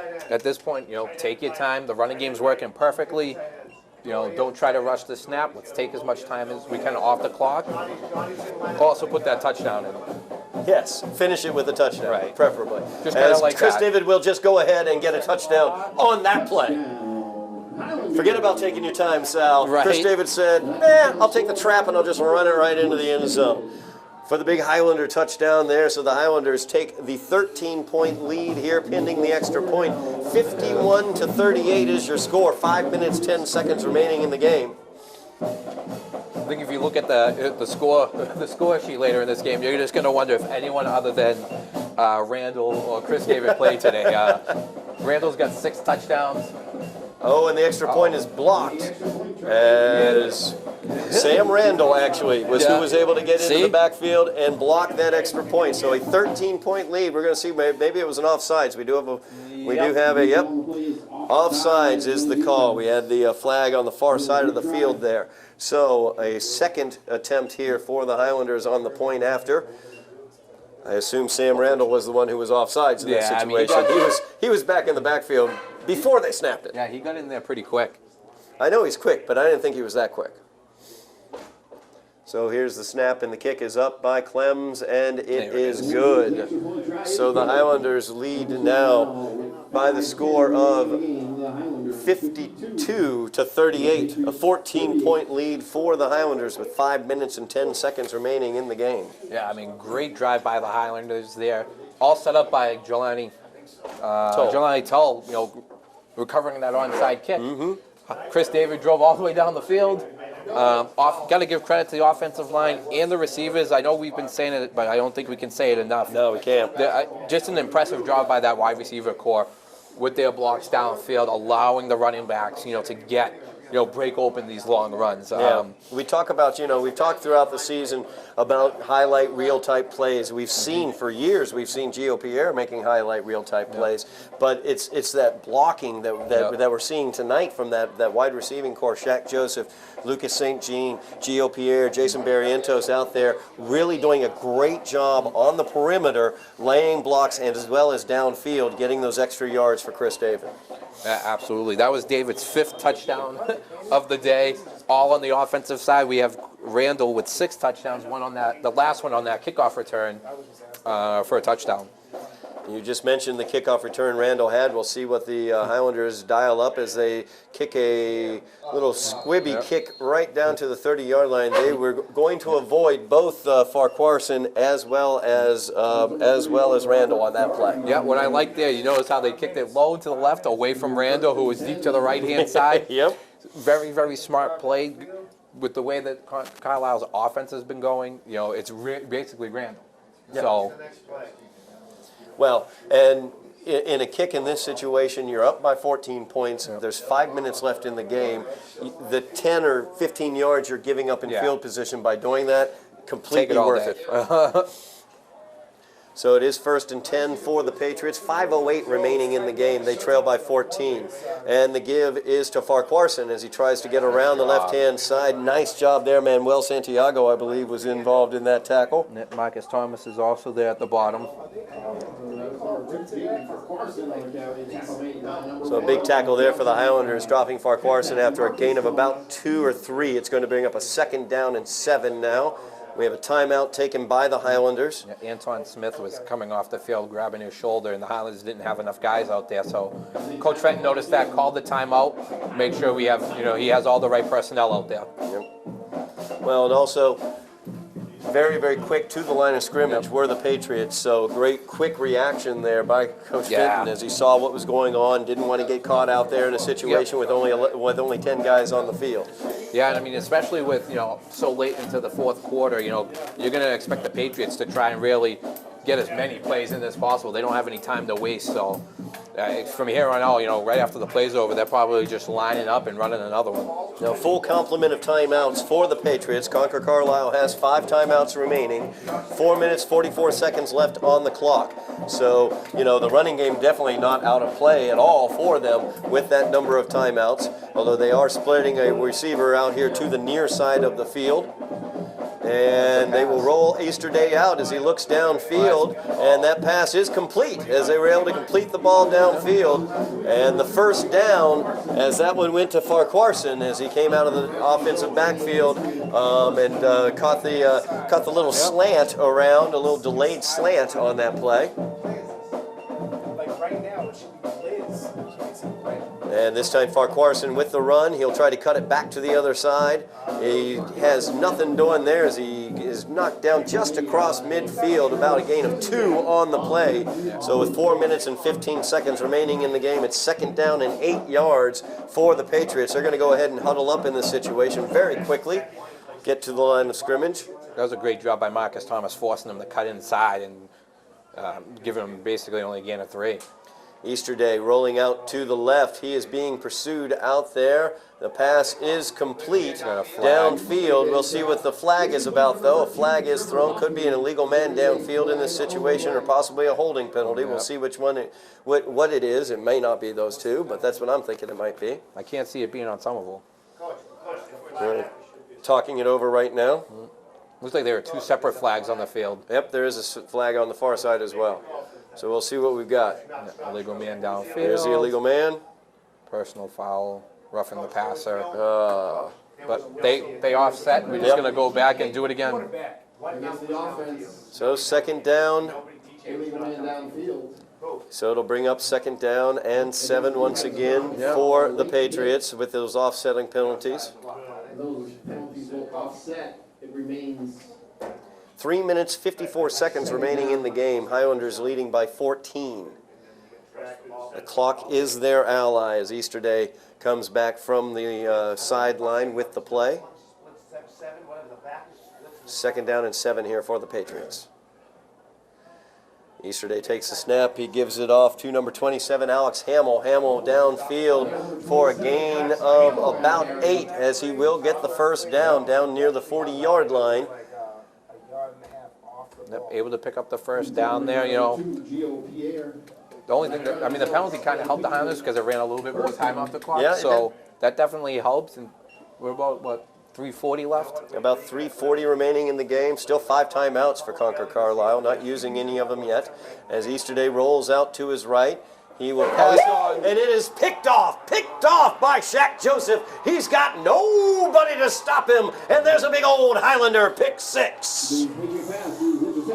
Great reaction by Shaq Joseph as he just broke on that ball. Easterday had been throwing that little out pattern on the direction he was rolling. That was basically his favorite route to throw throughout the night when he was passing the ball. Shaq Joseph all over it that time. Pick six. He read it the whole way. As soon as the ball was in the air, you could see Shaq Joseph just make a break on it. Makes the break on it, and as soon as he had it, he was gone. No one was going to catch him. It looked like he was the receiver the way he caught it and took off. So now a 20-point lead for the Highlanders, pending the extra point. The score is 58-38. Somerville leading Concord Carlisle. 3:25 remaining in the game. Go, kid, out there, go for 2. We got the offense out on the field. Going for 2 in this situation are the Highlanders. Yeah. So right here, you got tight end and We have a stiffer right. I go either. You got a delay of game. delay of game is going to be called against the Highlanders, I believe, in this situation. Right or step. A little confusion about which way they wanted to go on that play. Yeah. So they're going to move it back 5 yards. So now What you got? 3 minutes, 25 seconds remaining in the game. The Highlanders lead by 20, looking to extend it to a 22-point lead. What we got? Jeffries has 2 receivers out wide. And he fakes the handoff to Chris David, rolls it out to the left. He goes to Gio Pierre, and that is not going to be enough for the first down, or for the conversion. I'm sorry, actually that was Henry Augustin catching that ball. So a 20-point lead here for the Highlanders, 58-38, 3:25 remaining in the game, but still some danger because Concord Carlisle has shown that they can strike very quickly, basically by handing the ball to Sam Randall or just letting him catch the ball on a kickoff with his knee on the ground and run for it for a touchdown. But I didn't say that, so. I mean, this is a 26-point fourth quarter for the Highlanders. Yes, Yeah, I mean, the gates have broken open. The scoring has broken open here in the fourth quarter. I mean, we still have yet to see a punt. Yes? I don't expect to see one. No, I do not either, no. But I mean, just a great overall performance here for the Highlanders, finishing this game strong. Yes. And, you know, at one point they were down, at this point in this quarter, they were down by 1 point, and now they're up by 20. I mean, just great resiliency. So Clem's now looking to kick the ball away. Concord Carlisle has their best 2 running backs deep, and that's why the ball did not get there. Another squib kick there, fielded at the 31-yard line. Yep. It's just a smart play, forced Concord Carlisle to do something that they're not comfortable, which is throwing the football. Don't even give those running backs an opportunity to get their hands on it and make something happen. Very effective keeping the ball away from Sam Randall and Jaden Farquharson on these past 2 kickoffs after Randall was able to return a kickoff for a touchdown earlier this quarter. So 3:25 remaining. Patriots trailing by 20. The Highlanders trying to defend the counter as Farquharson is forced out of bounds at the 39-yard line after a gain of about 6 yards. So it's going to bring up a 2nd down and 4. They rolled the clock, even though it looked like he went out of bounds, but they rolled the clock. He was forced out by number 10, Carlos Fernandez there. So last week when I was doing the game with Brady, he let me know that every time Chris David scores a touchdown, he owes him a piece of pizza. So he basically owes him a whole pizza. I was going to say he owes him an entire pizza right now. As he bounces it to the outside, once again, I believe, is that Randall out there again? Yeah. He's still on his feet. He is so hard to bring down, so powerful and elusive out there. So he got it across midfield down to the 42-yard line. I mean, I would love to see the yard totals for both running backs after this game, just from this game alone. Yeah. About 2.5 minutes remaining in the game. The Highlanders leading by 20. It's the Patriots trying to make something happen here. As Easterday back to pass, and that is grossly underthrown as that is picked off. Pedro. Did Pedro get that one? Yeah, Pedro Montero. Pedro Montero with the big kickoff there. Nice defense there. Easterday underthrew it right to Pedro. Yeah, he looked like he was the receiver at that point. Well, but it was a good job when he probably ran didn't the even play. expect the ball to be there. So he was able to control it and take the ball back a little ways. So the Highlanders, with their second interception of the game, they now have the ball at their own 45-yard line, a 20-point lead, 2 minutes, 23 seconds remaining in the game. Let the clock run. Concord Carlisle still with 5 timeouts. We'll see if they decide to use those in this situation. As the give is to Pierce, is to Fred Caston. Caston with the ball. Nice rush. On the carry for the Highlanders. Giving Chris They David. snuck Fred in there. They snuck Fred in there on me. I didn't realize I that. think Chris has done enough for tonight. They're going to give the Certainly has. freshman some carries, let him get some experience. But unbelievable job by the offense. Both, offensive line receivers, Chris David. Elijah Jeffries throwing the ball was on point as well. Yeah, no doubt about it. As Jeffries keeps this one, faked it to Caston, and he's got room to run, and he's going to go for the Highlander touchdown. Touchdown. Highlanders. Elijah Jeffries with a big run there for the Highlanders, about a 48-yard run, I believe, on that play. Yeah. So with 1:40 remaining in the game, the Highlanders now lead, let's see here, 64-38. Yeah, I mean, they were running that same read option. This is other than the 2-point conversion earlier this quarter, it's the first time that Jeffries really has pulled it and run it himself. So every time that they've been doing that, they've been just keying on the running back. I think the fumble that happened earlier is they go for 2 here, and Gio Pierre, botch snap, I'm sorry. Gio Pierre with the ball, he almost made things happen there and almost got the 2 points for him. So 1:40 remains, no conversion on that one, so 64-38 is your score. But like I was saying earlier on the fumble on the exchange between Elijah and Chris David, I think in that situation, Elijah was trying to pull it out on that option. Yeah. And that might have been what caused the fumble in that situation. But very clean that time as he pulled it back out from Caston and was able to get the touchdown. Great speed by Elijah. I did not realize he had that speed. Yeah, I mean, once he got into the open field, like it's funny, he made a nice little cut there to force them to go one way, and he caught daylight. And I don't even think if this was flag football, anyone was going to get him. I don't think so either. Well, 1:40 remaining in the game. The Highlanders now securely in the lead, 64-38. Definitely the highest point. Yep, definitely the highest point total that they've put up this year. They put up 50. All right, maybe ever. Maybe. They did put up 52 against Malden earlier this year, though. So here is a Highlander kickoff as Clem will once again squib kick it. It is jumped on at the 28-yard line. The Islander kick is recovered. So 1:40 left as the Patriot offense takes the lead, but the Highlanders have the big lead here, 64-38. Highlanders looking to move to 5-4 on the season. Let's go. They're about to blow the whistle. Call a timeout. Call a timeout. The Highlander defense not on the field yet. A little delayed getting out there, trying to get the last second coaching in. Owen.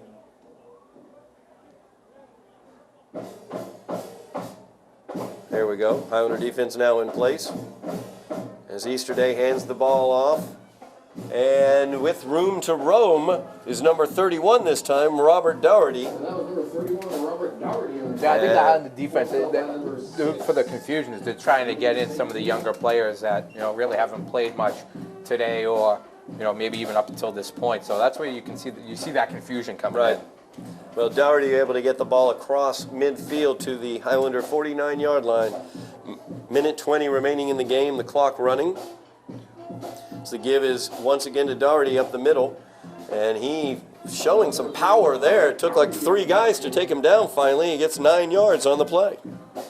I was just looking through all the scoring, and some of us scored 5 touchdowns here in the fourth quarter. Oh, goodness. The Pierre pass from Jeffries, 1, 2 Chris David rushes, the Shaq Joseph pick 6 and the 48-yard rush by Elijah Jeffries. Just under 1 minute remaining in the game now as Easterday hands the ball off. Get in the wall. And this time he's knocked down after the first down, brought down beyond the 30-yard line. So down to the Highlander 29-yard line, 45 seconds left in the game, and the clock is rolling after they move the chains. I can't see his number. 68, no wall. And this time, let's see here, we have a That's penalty a weak flag. That's a weak flag. Yeah, Doherty. So many times, and we've seen Doherty do it. We definitely saw Randall do it as well. You've got to force these guys to the ground because their legs don't stop pumping. That's a weak flag by the ref there. Personal foul called against the Highlanders. I'm back to normal. There you go, Sal. It's good to have you back, man. I don't know where you went earlier when you said nice things about the ref. But the knee on the ground on the kickoff return, as well as that weak flag, has turned you back into yourself. I'm back on the dark side. Okay. So the clock is running. 20 seconds remaining in the game. The Highlanders leading 64-38. Concord Carlisle trying to get into the end zone to end this game as Easterday passes it out just inside the 10-yard line to the 7. That'll do it. And that will probably do it, and it will, as the Highlanders win this one by the score of 64-38. So a great job by the Highlanders in tonight's game. An offensive just onslaught by the Highlanders in the fourth quarter. As you pointed out, Sal, it was 5 touchdowns they scored in the fourth quarter. Yeah. So 5 touchdowns for the Highlanders there in the fourth quarter as they were able to pull away. At one point in the third quarter of play, they were behind by a point, and they ended up winning 64-38 in this game, Sal. Yeah, I mean, I think that's how you close out a football game, huh? Score 5 touchdowns in the fourth.